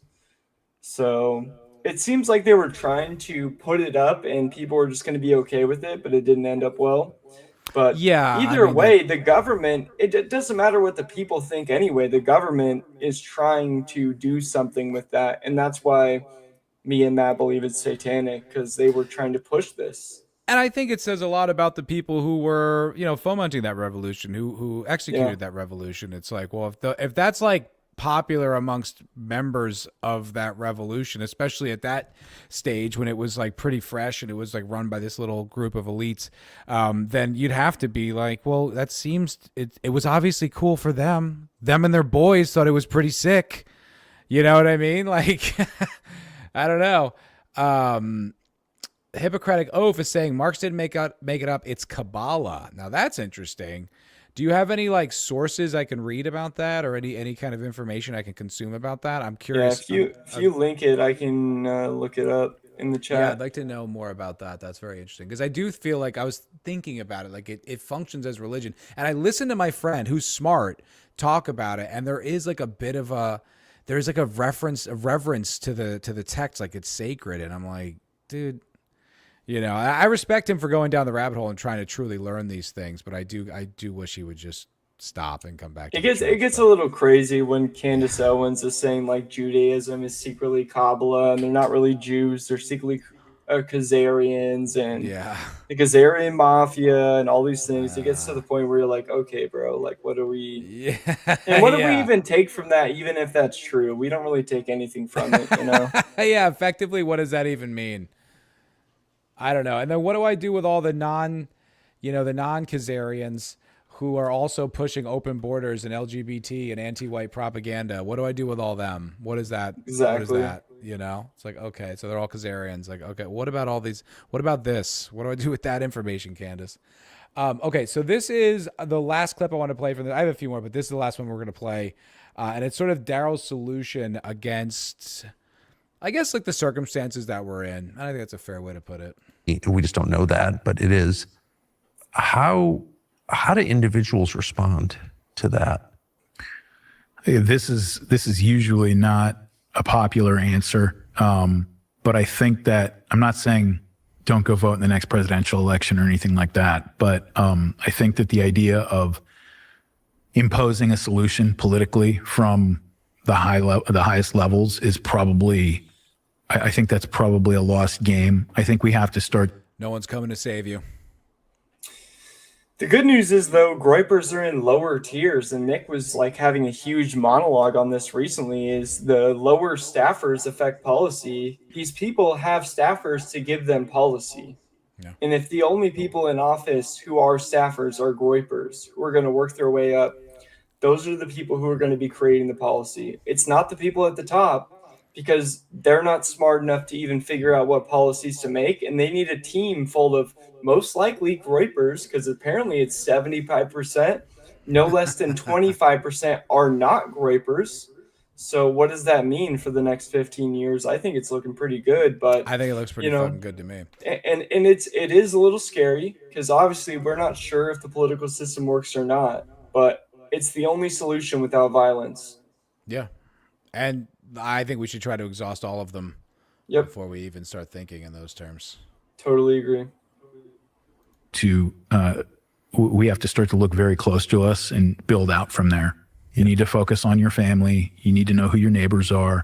You need to, because think about it, like a society works best or works at all when each of the concentric circles of concern, your family, your community, somewhere out here is your country, maybe further out is your civilization, that each one of those concentrics that are further out have legitimacy because they nourish the ones that are closer in. And that it's those that protect and nourish, the ones that are closer.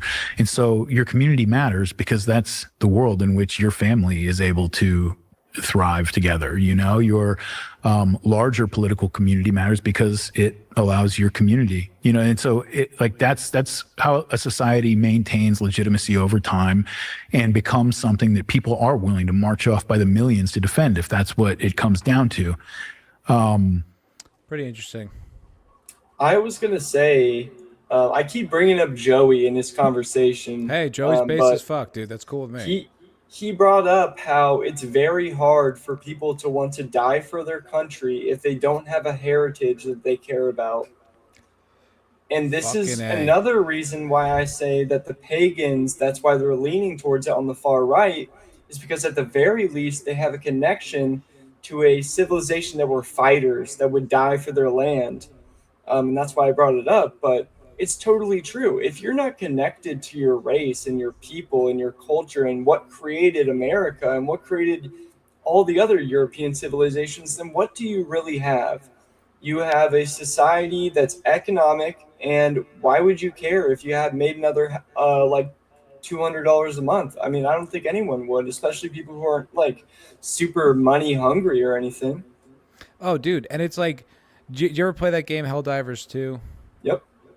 And remember the memes going around, it was like, for democracy, for managed democracy, which is it's funny because no one's going to go fight a war for that. No one's going to go fight. You're fighting a war for your way of life, for your culture, for your history, for your children.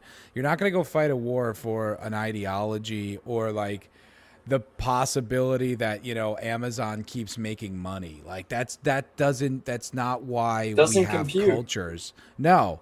It's we're all not here to just hold up this system of commerce and financial exchange. That's not our purpose here. It's those things have and still do to a degree facilitate our lives, right? It's I'd much rather live in a capitalistic society than, a lot of other options, but that's not the point.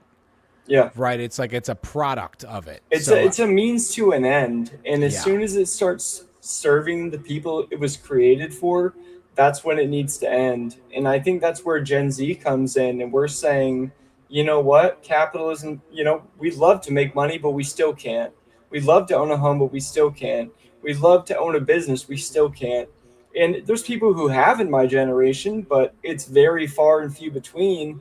And it used to be that you could work on one job, you could have a family, you could have 5 kids and a wife that stays home, and you'd be able to, like, you might be struggling a little bit, but now young people my age are struggling on their own.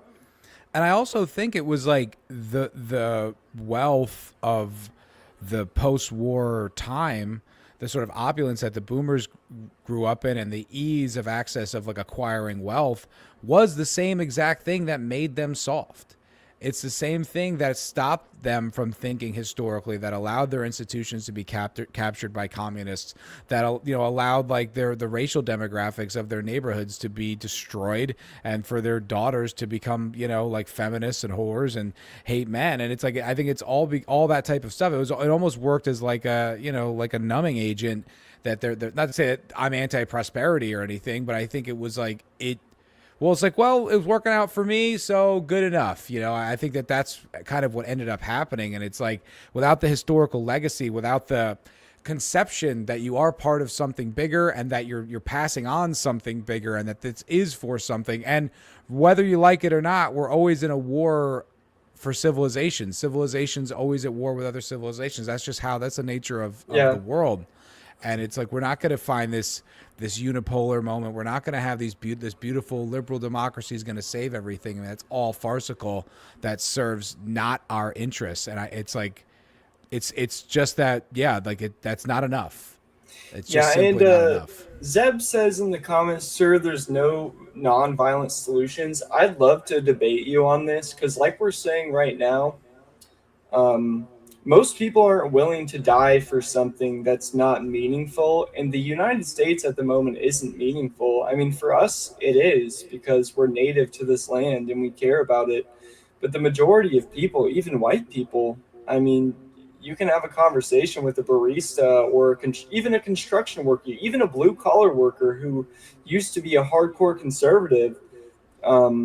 They don't have an attachment to their people. And even then, they've been convinced that their country is an economic zone. They might not even think of it that way, but it's subconscious. They don't care. But I'd love to debate you on that. And I talked to Atlas a little bit and Josh, and I'd love to be a part of New American Vision, but I know you guys have like a monthly meeting or whatever, but I'd love to do debates. I know we're trying to do panels on this channel. So, maybe me and Foulball versus you and whoever else, and we could debate that, because that would be awesome, man. I mean, I think it'd be super cool. That'd be an interesting conversation. For Nonviolent deportations is a fantasy. Well, that's a different different conversation. Totally different. Yeah, I'm not saying that. I'm not saying I want to see mass executions of Hispanics, but like, if people don't want to go and you're asking millions of them to go, violence will be a part of it at some point. I'm not. That's different. What I'm saying is, I don't want to have any kind of violent confrontation with, like, I don't want to see a civil war in the streets of Poughkeepsie. You know what I mean? I totally agree. Yeah, like, I don't want to see we're going to overthrow the National Guard arms depot so we can get the weapons and go march on Massachusetts. Like, I don't want to see that. That is not this. He just said that's the same thing. I think maybe what Zeb's saying is that, well, if they're not going to do it, it's going to have to get done somehow. But yeah, but that's exactly where I'm coming from right now. Yeah, that's where I'm coming from right now, though, is that most people aren't willing to die for it. Even if we got to a poor situation, we're all broke. Most people don't have a connection to their heritage or America enough to say, hey, yeah, this country's mine. I'm going to die for it. And the people who will, at most, that's maybe 100,000 people, and on the other side it might be double, because leftists are willing to die for nothing anyway. So it's a losing battle, I think, and I think we might as well exhaust all options. Like Foulball said, we better try our best to make the non-violent solutions work before we even attempt to go towards a violent thing. And I think, like, the other thing that, like, people kind of don't take into account is, like, the law enforcement agencies of this country on the federal level, like, they have been specializing and working towards stopping right-wing radicals for the entire 20th century. I mean, that has been their goal. If you look at anything that ever happened like Waco or Ruby Ridge or any of those big catastrophes, they're always packaged in that we're fighting white supremacy or these were neo-Nazis. Like, whether it was true or not, it was always that kind of packaging. Like, that's what they do.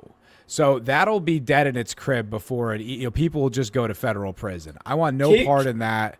Like, Caleb Camarillo just brought up a great point. Iran deported like 50-something thousand illegals overnight during the Iran war, just like that.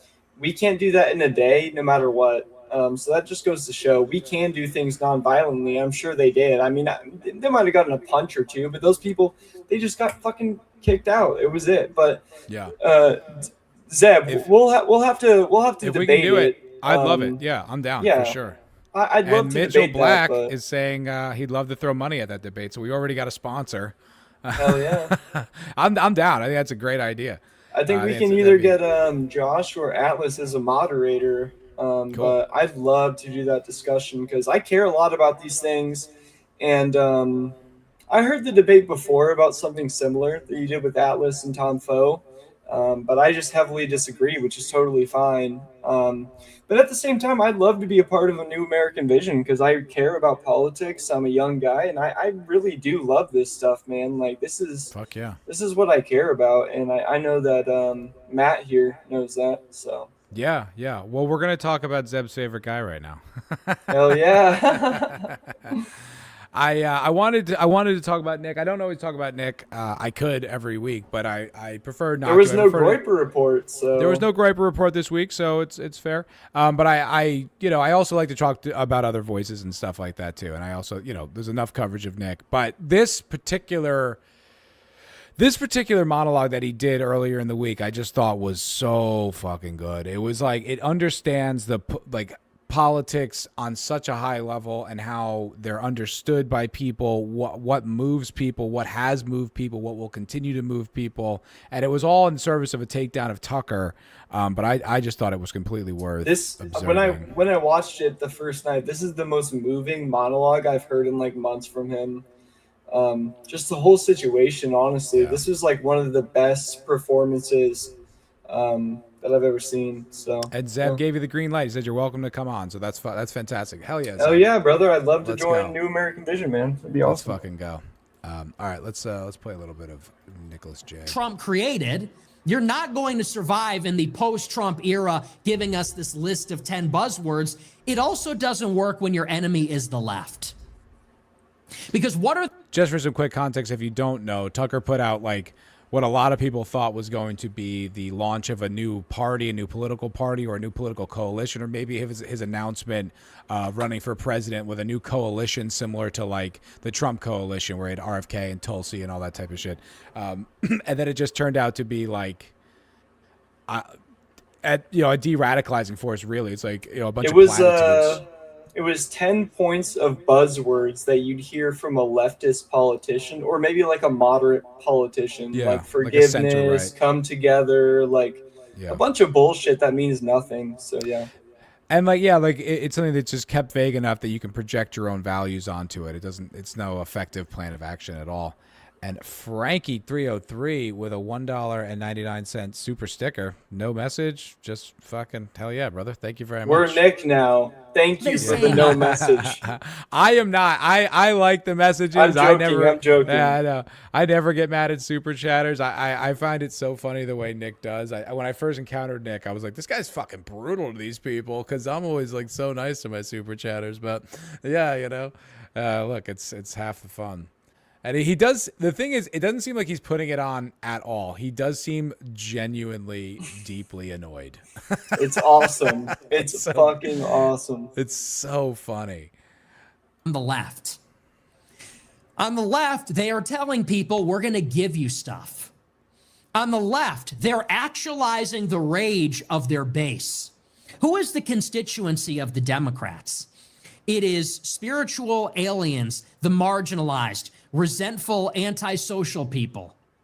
The constituency of the left is black people, Hispanics, these professional managerial class type overeducated Asians. It's gays and trannies. It's illegal immigrants. This is the constituency on the left. And what the Democratic Party is promising their constituency is we're going to give you free stuff. They're telling them, we're going to give you your DEI back. And we're going to specifically disempower the people that you look at as your enemy. Yep. Right. We're gonna get rid of, the white billionaires aren't going. We're not gonna worry about Jay-Z. He's fine. But like Bezos and Elon, those billionaires you hate, we're gonna make sure that they don't have money. The billionaires who make stuff that are useful, they're gone. Right. But the people who make internet companies, they're good. Yeah. If you want to shift money around, and make money off money, then you're totally fine. But if you want to make services that people use that make our life easier, now you're gone. We're going to give you your opportunities at university back. We're going to give you your opportunities in the boardroom back. We're going to give you government programs. We're going to give you free healthcare, free childcare. We're going to get rid of ICE. ICE makes us all really uncomfortable. We're going to get rid of ICE. We're going to get rid of prisons. We're going to open the borders. We're going to legalize abortion. We're going to punish the people that made you feel uncomfortable. This is what the left is promising. What up, Smelly Balls? My Hello, goat. sir. What's going on? That's my brother right there. We're Yeah? good friends. So Yeah, he's a good dude. The left is going to the identity and the grievances and the interests of their people, and they're explicitly appealing to those things. What are we getting on the sloppulist right? Well, in a word, we're getting weakness. It's flaccid. Yeah.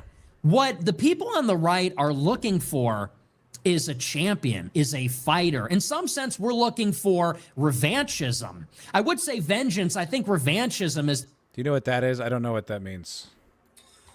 I don't know, but I can look it up. Revanchism, a political or military policy that aims to take back lost land and get revenge for past defeat. Oh. Yep.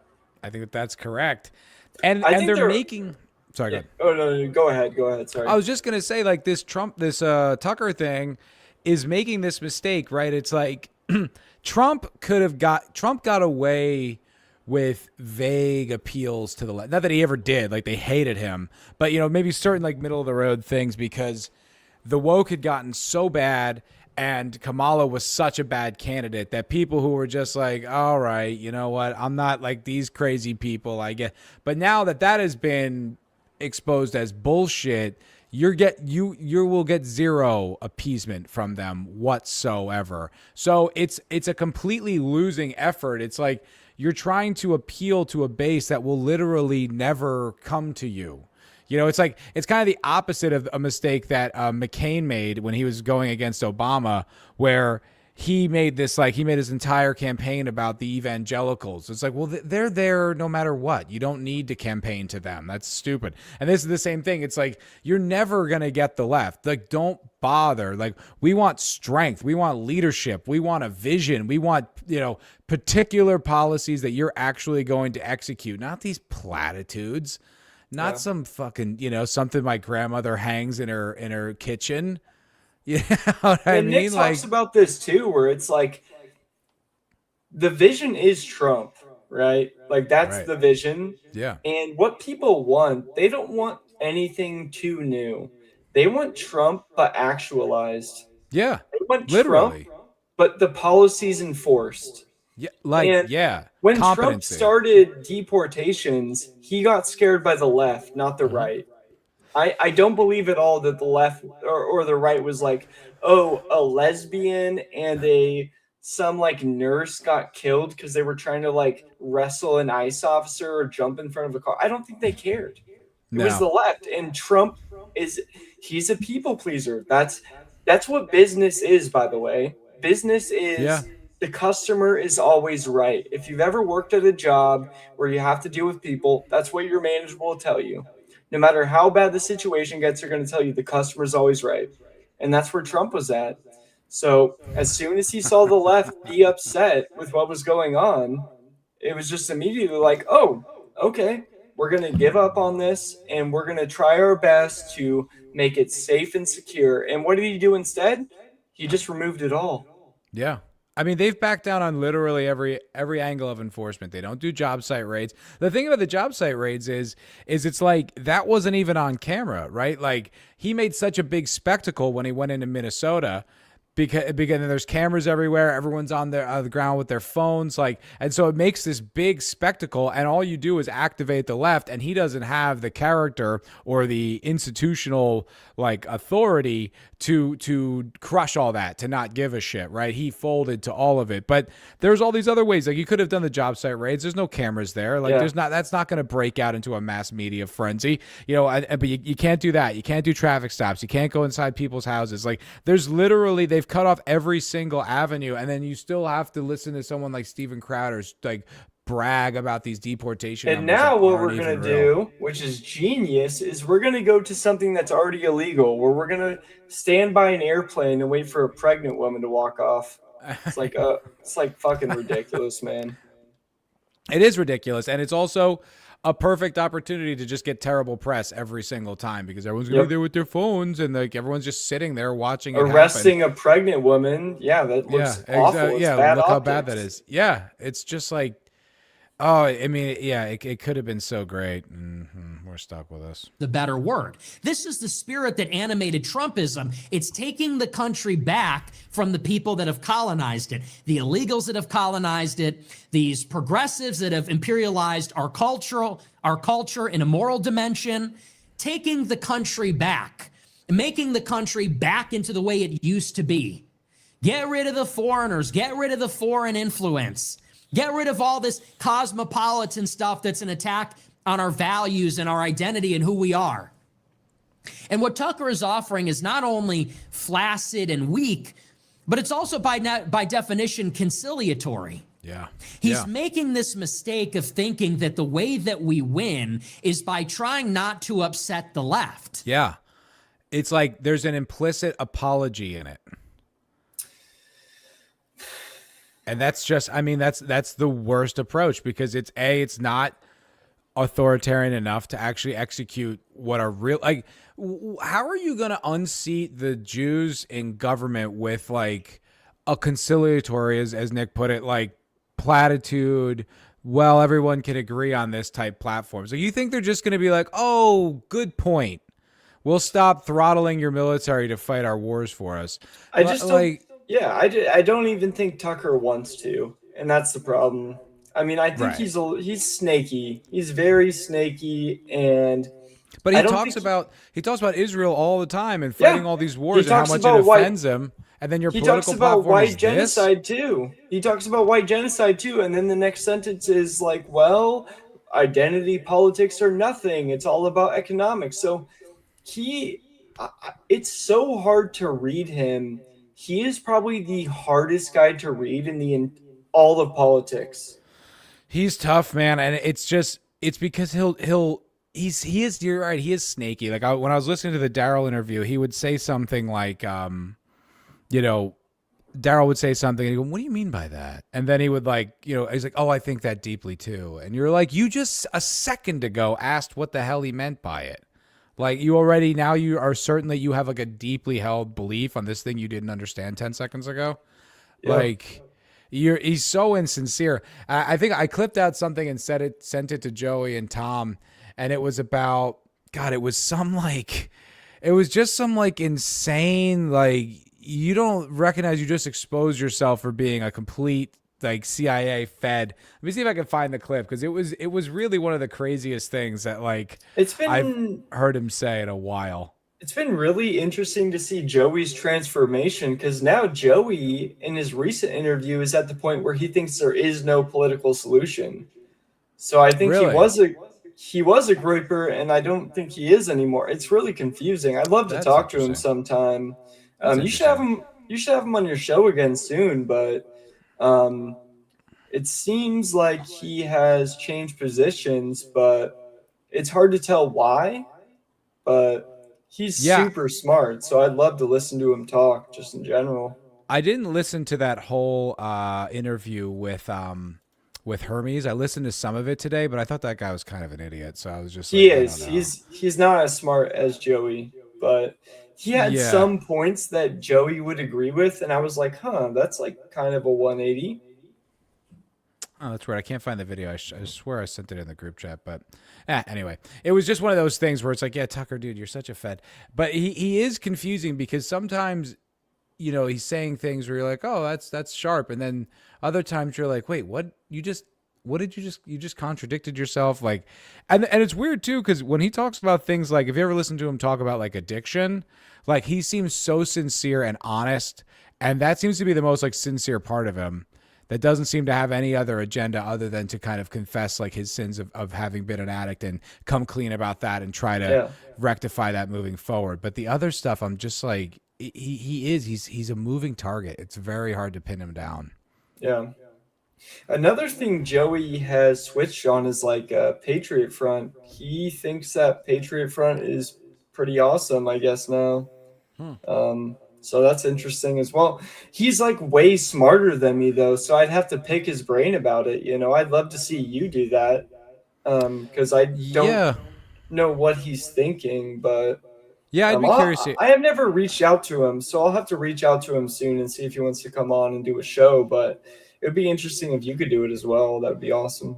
Yeah, I haven't heard him say much about that. Well, I guess maybe on the Frojax thing, maybe he said something about it. I don't really remember. He asked them about it, and they said, yeah, join Patriot Front if you feel like you're like, if you need that, you need the community and like other white people. He didn't say much about it, but in the Hermes interview, he kind of went more in depth on that. Interesting. Zeb says he has an inside take on Patriot Front, too. I'd like to hear that. That's interesting. Yeah, I just, my point of view on it, even if they are noble in intent and they have good ideas, I just think it's far too public right now for what they're doing. I think playing dress up and making those big presentations, I just think is completely counterproductive. I think all you're doing is just giving the left so much ammunition to use against you to crush anything that might actually come out of it. So that's my point of view on Patriot Front. I've said it quite a bit, but I agree. I don't see it. I mean, I don't mind the community aspect either. I think it's great. I think that's great. I'd like to find something like that around here. I think that's fantastic, but I just don't see the public spectacle being productive at all. Idea that if we make an inoffensive platform that everybody can get behind, if we just roll up our sleeves of our flannel shirt and we open up our arms like this, and we talk about these high-minded ideals, common sense that everyone can get behind, that the left is going to join up with us. Hey, man, we want civility and decency and fairness. Who could disagree with that? In a word, what he's doing is he's weakening the platform. He's diluting the platform in order to make it inoffensive, because maybe the idea is that if we can make it inoffensive to people in the middle or inoffensive to people on the left, that maybe we could grow the tent and bring them in and we could all unite against war. We could all unite against the Epstein class or whatever. Yeah, this is total pipe dream. It's just like, first of all, the diagnosis is completely different from the left and right. You know, like the observation of what's even going on with Israel in general, the interpretation from the left and right is completely different. Ours is that like the Jews have seized power and are acting on their interests, which I think is objectively and they think they're a white ethno state, and Hassan Piker is literally talking about like destroying the white race, and those are the people you want to team up with. It's a pipe dream. They love them. Totally ridiculous. And that's their Fuentes.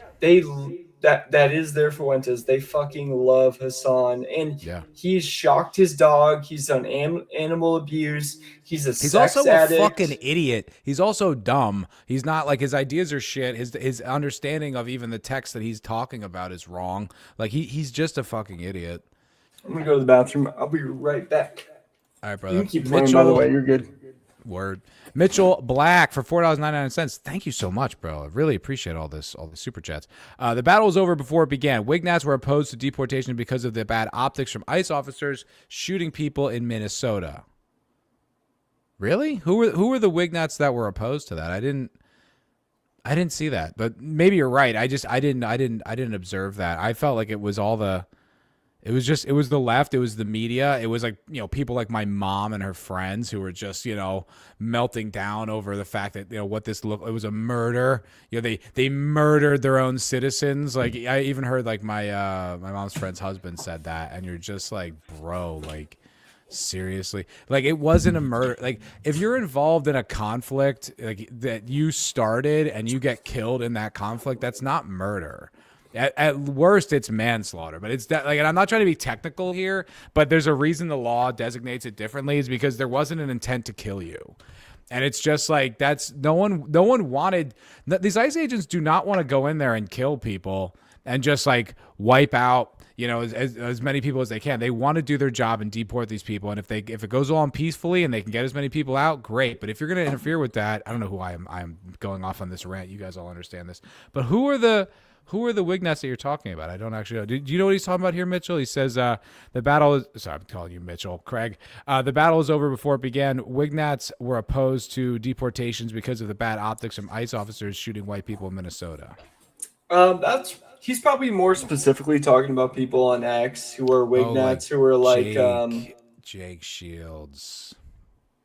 Yeah. Okay. Oh yeah, fair. yeah. He's not a Wignet though. Jake Shields is like a classical liberal who hates Jews. He's not a Wignet. Like, he has no real ideology. I think you're right. No, he's too stupid for that. But I think you're right. That's a good point. He's a classical liberal that hates Jews. I think you're right. Yeah. Yep. That's pretty fucking funny. But yeah, that's what he is. Here's the problem, though.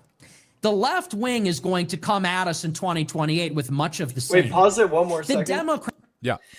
He's friends with Dan Bilzerian, who's like Argentinian. His dad's like a scammer. He is a woman abuser. And the only thing him and Dan have in common is, like, it's not the left and right. It's not these.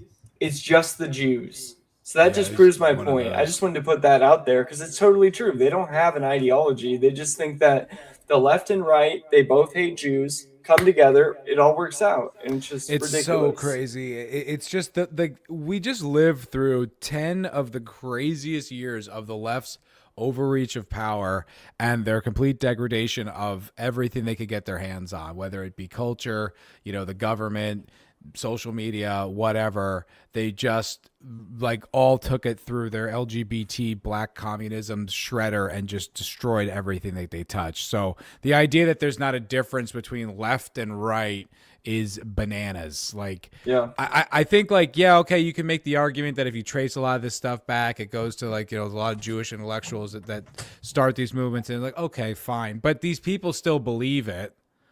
It's not like if you just tell them that they're all going to be like demystified and suddenly become white nationalists. Like, they believe it. These are their beliefs. They're passionate about them. They go out in the street and they fucking die for them. Like, there's no difference between the left and the right.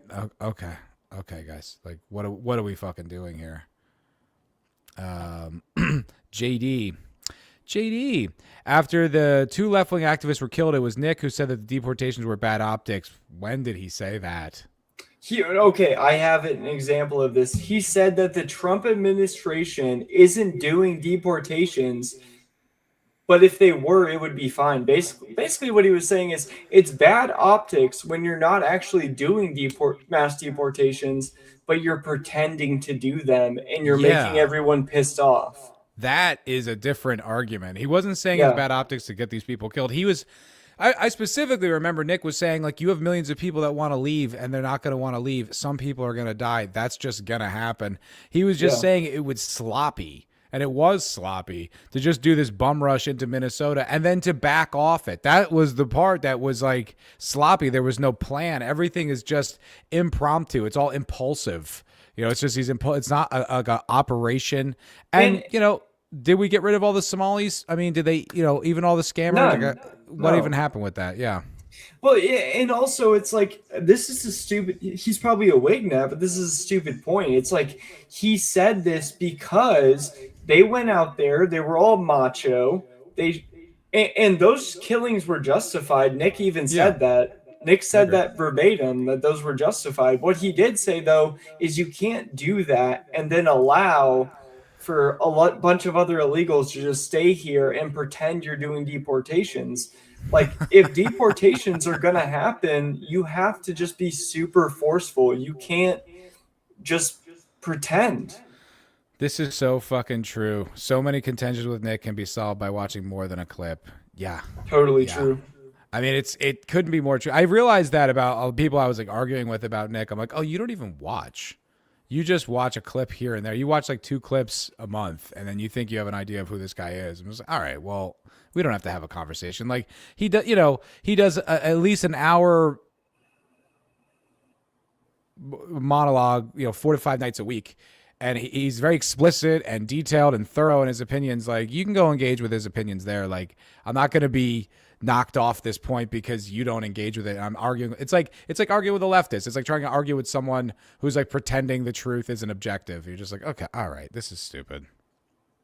Democrats are going to campaign against the war. The Democrats are going to campaign against the oligarchy, against the Epstein class. Look at the rhetoric of John Ossoff. Look at the rhetoric of Mamdani. Look at the rhetoric of Bernie Sanders and AOC and Elizabeth Warren. They're already campaigning against the genocide and the war. And they're already campaigning against the oligarchy. And the difference is theirs is pointed. They've got fangs. And what this does is it charges up their side.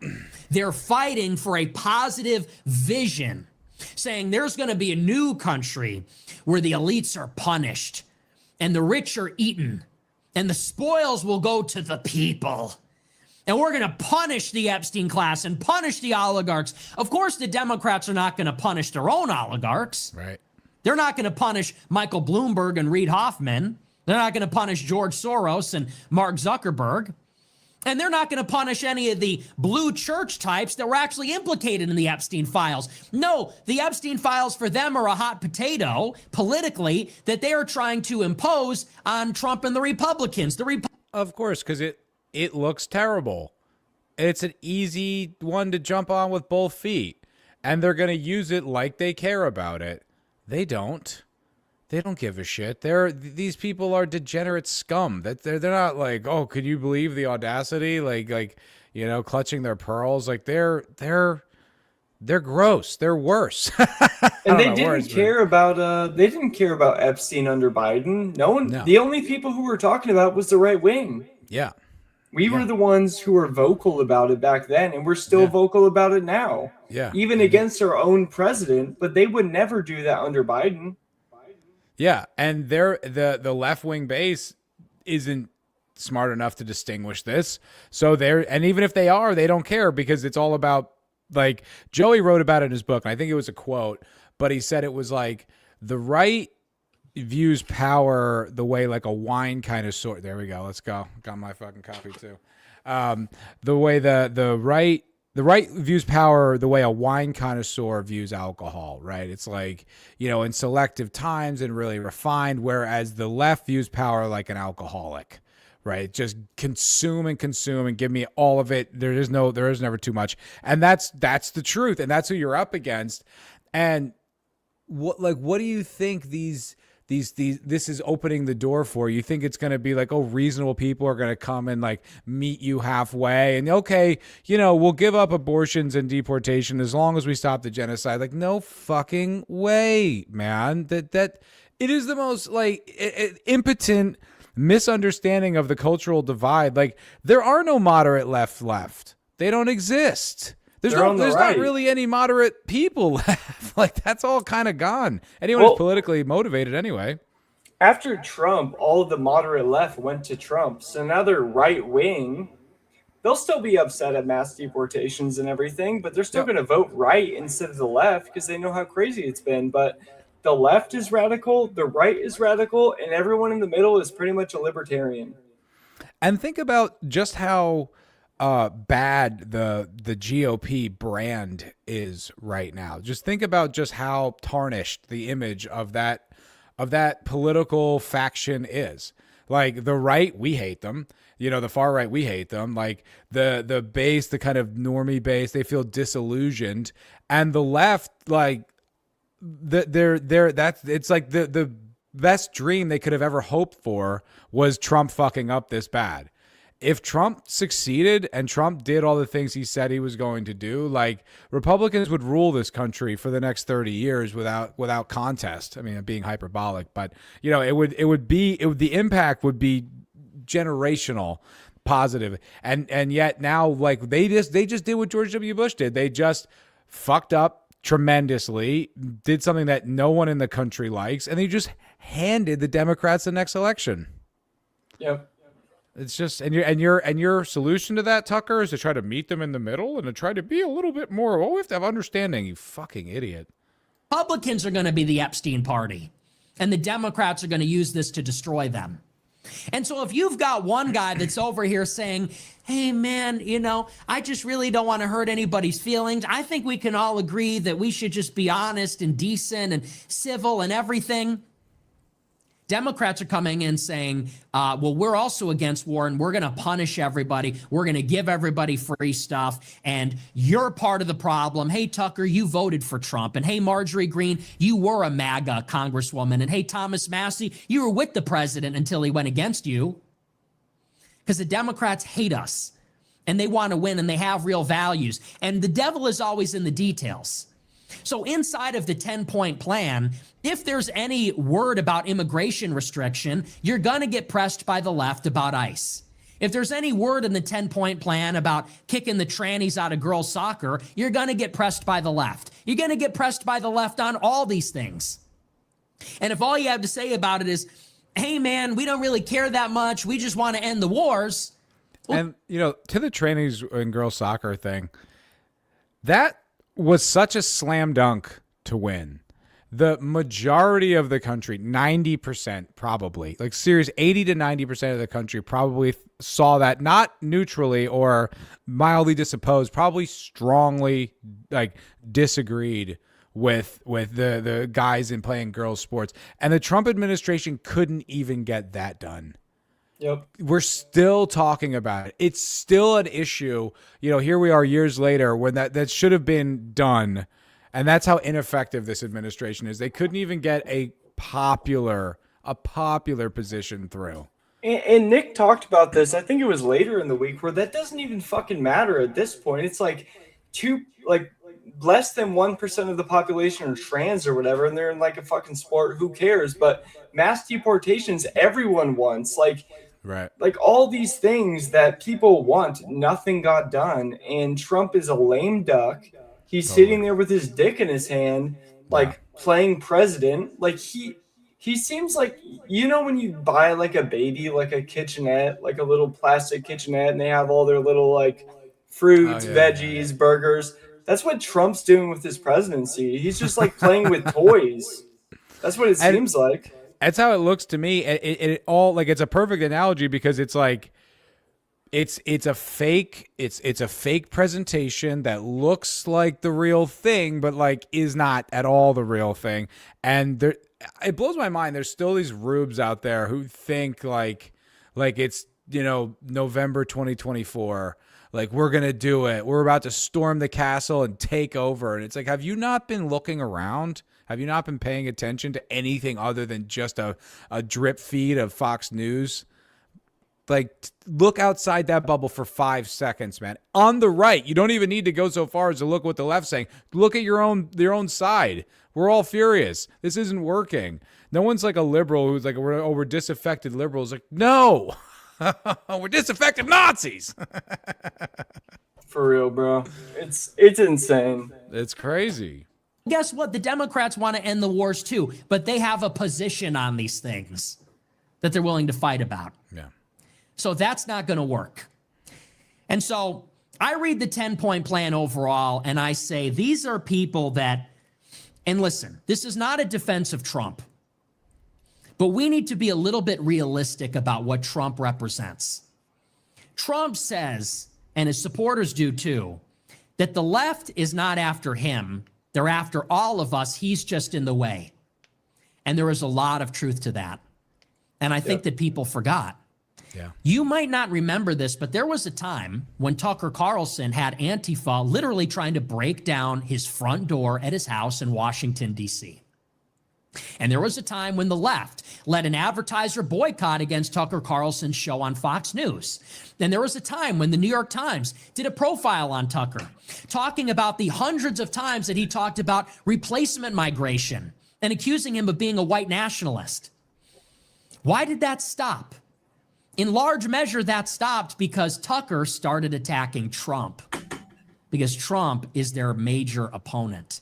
Trump is at the top of the heap. He's leading the opposition against them. Trump is the leader of all the opposition, whether we like it or not. Whether we like him or don't, whether we agree with him or don't, support him or don't, Trump is the leader of all the opposition against the left. He's 100% right, because when Trump's gone, the dam is going to break. Yep. Because the other thing about Trump is that he encapsulates, the right of the, I mean, God, it's been 10 years now. You know what I mean? So when he's gone, who fills the void?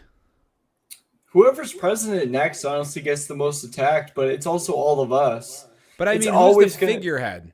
Like, who's the figurehead on the right no that one. will start? There is no one. So it'll be us. So it'll be everyone, like the crackdowns are going to come back. If there's a Democratic president, the crackdowns are coming back. Like YouTube, you'll lose my channel. It'll all go back to the way it was. Maybe not immediately and maybe not to the degree and widespread, but it's coming back, because that's how they rule. That's how they wield their power. They crush their opposition. And without Trump as being like the figurehead and the like, I don't know, not what's the word, but like where everything gets absorbed into him. Yeah, it's going to go right back, and it's going to be anyone who disagrees with the new regime. And it's like, he obviously Trump fucked us all, but the right also, like the right, like GOP, the corporate right, like they don't even care about that. I was gonna say they don't know this, but they don't even care, because they'll still be able to operate. They'll still be able to work between the margins and do their little thing and do their little scams. And yeah, Ted Cruz will be called like a thing, but he'll survive it. They'll slime their way through. That's why capturing the institutions is so amazing. Like, if you can do that, then this won't happen. But if we just strive after a violent revolution or trying to get the next president in, nothing will work. But if we have 100,000, that's a large number. Let's just say 100,000, just to be a big number. Groypers, or maybe not even groypers, but just like politically aligned people in the government, or maybe not even government, but like in the tech sector or wherever. Yeah, I don't think it has a way less chance of happening. And at the end of the day, we're in a bad position, because right wingers have had the past like 30 years just making fun of art, making fun of movies, making fun of like power, and we've done nothing but do that. Mm-hmm. Look at Matt Walsh. He just makes fun of like movies like The Odyssey. It's like, okay, are you gonna like make fun of it or create something better? If you don't, then you lose. Yeah, or do we have a plan to totally neutralize or neuter the powers that wield Hollywood so completely? Like, is there an alternative strategy here? Like, it's why Nick's the only one that makes any sense, the only one that's got viability, where it's like it is a long-term like infiltration plan. I mean, look, that's what the left did. That's how we ended up in the situation that we're in. They did the long march through the institutions, and they were diligent, they were quiet, they were serious, they were focused, and now they own the institutions. They subverted everything. Yeah. And now they own the institutions of influence. It's like the colleges, they're not going to start getting based, in the universities just because like the public has shifted its mindset. Like that's not how these things work. And so it's like what Tucker's platform is doing is really just giving them like a paper tiger to just crush, to just slay, like a pretense of right-wing ideals, and then for them to just seize power again. It's totally. Yeah. I think we're going to wrap it up there. It is 11 o'clock here on the East Coast. This was great, Capo. Thank you so much for doing this, brother. Yeah, 100%. Anytime, man. I love doing this stuff, and political stuff is my hobby, bro. And it's also what I'm most passionate about, man. Like, nothing matters to me more than this country. So, yeah. Hopefully we'll get that debate together with me, you, and Zeb, and it sounds like I might be on New American Vision soon, so that'd be perfect. Oh shit! I missed Smelly Ball sent us a super chat. Somehow I missed. I love Smelly, by the way. Go. Yeah, man. Oh, I totally missed that. He says, "Illy guys." I love you guys. Oh, I love you guys. I love you too, Smelly Balls. Thank you very much, brother. We got Boomer Matt in the house. I don't know how I missed that. That's crazy. That's so weird. I like totally just missed the super. But thank you so much for that super chat, brother. And who is it? Mitchell, Mitchell Black, and Frankie 303. Thank you for all your super chats. Everyone was hanging out watching. I had a blast doing this show. You know, Capo's a fucking bass co-host here. So as far as me, you can catch me on YouTube, the MFR podcast every Tuesdays. Go watch my Iraq War video, how Israel got us into the Iraq War. Part 1 is up on the channel. Hopefully Part 2 will be done this week. I'm making a lot of progress with it. It's a lot of just grueling work of like getting clips, and you know, it's the way I'm editing this is very time consuming, but I think it'll be worth it in the end. So go watch Part 1. Part 2 should be out this week, and then Part 3 will be out amazing, by the way. Thank you. Amazing. And hopefully once you're done, you can put it all together, because even though I'm going to watch all of them, I'd love to see a documentary form. I'd put it up on my TV. I'd watch it while I'm about to go to bed, dude. It's phenomenal. Thanks, brother. Yeah, that's the plan. The plan is to put up all three parts individually, and then one complete video, and eventually to also have the article, like the script of it, as a Substack, so it can be referenced if people ever need to, like, you know, if you find yourself in this argument or you just want to be more educated on the subject. I'll have like, you know, all the details, all the points there, all the actual information in written form, as well as all the sources, so you can utilize it as a you know, as an information. I sent it tool. over to my mom, so oh fuck yeah, she's about to get red pilled for sure. Let's go, base mom. Well, yeah, I appreciate that, brother. All right, y'all, that's gonna do it for us. Have a great night. We'll see you next week. Night. Peace out. Shooters, I said, no, compare the proportion of school shooters that are white versus violent criminals that are black, because that was the basis of the monologue. I mean, Keir Starmer's not. Well, he did make a call about this.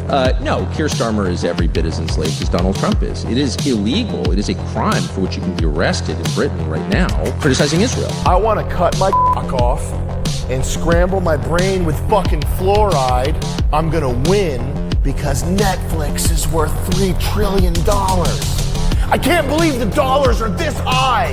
It's a society that hates God. It's a society where the family is completely deconstructed and destroyed.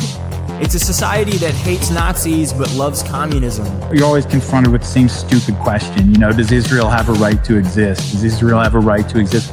The real question at this point is whether the rest of the world has an obligation to put an end to this.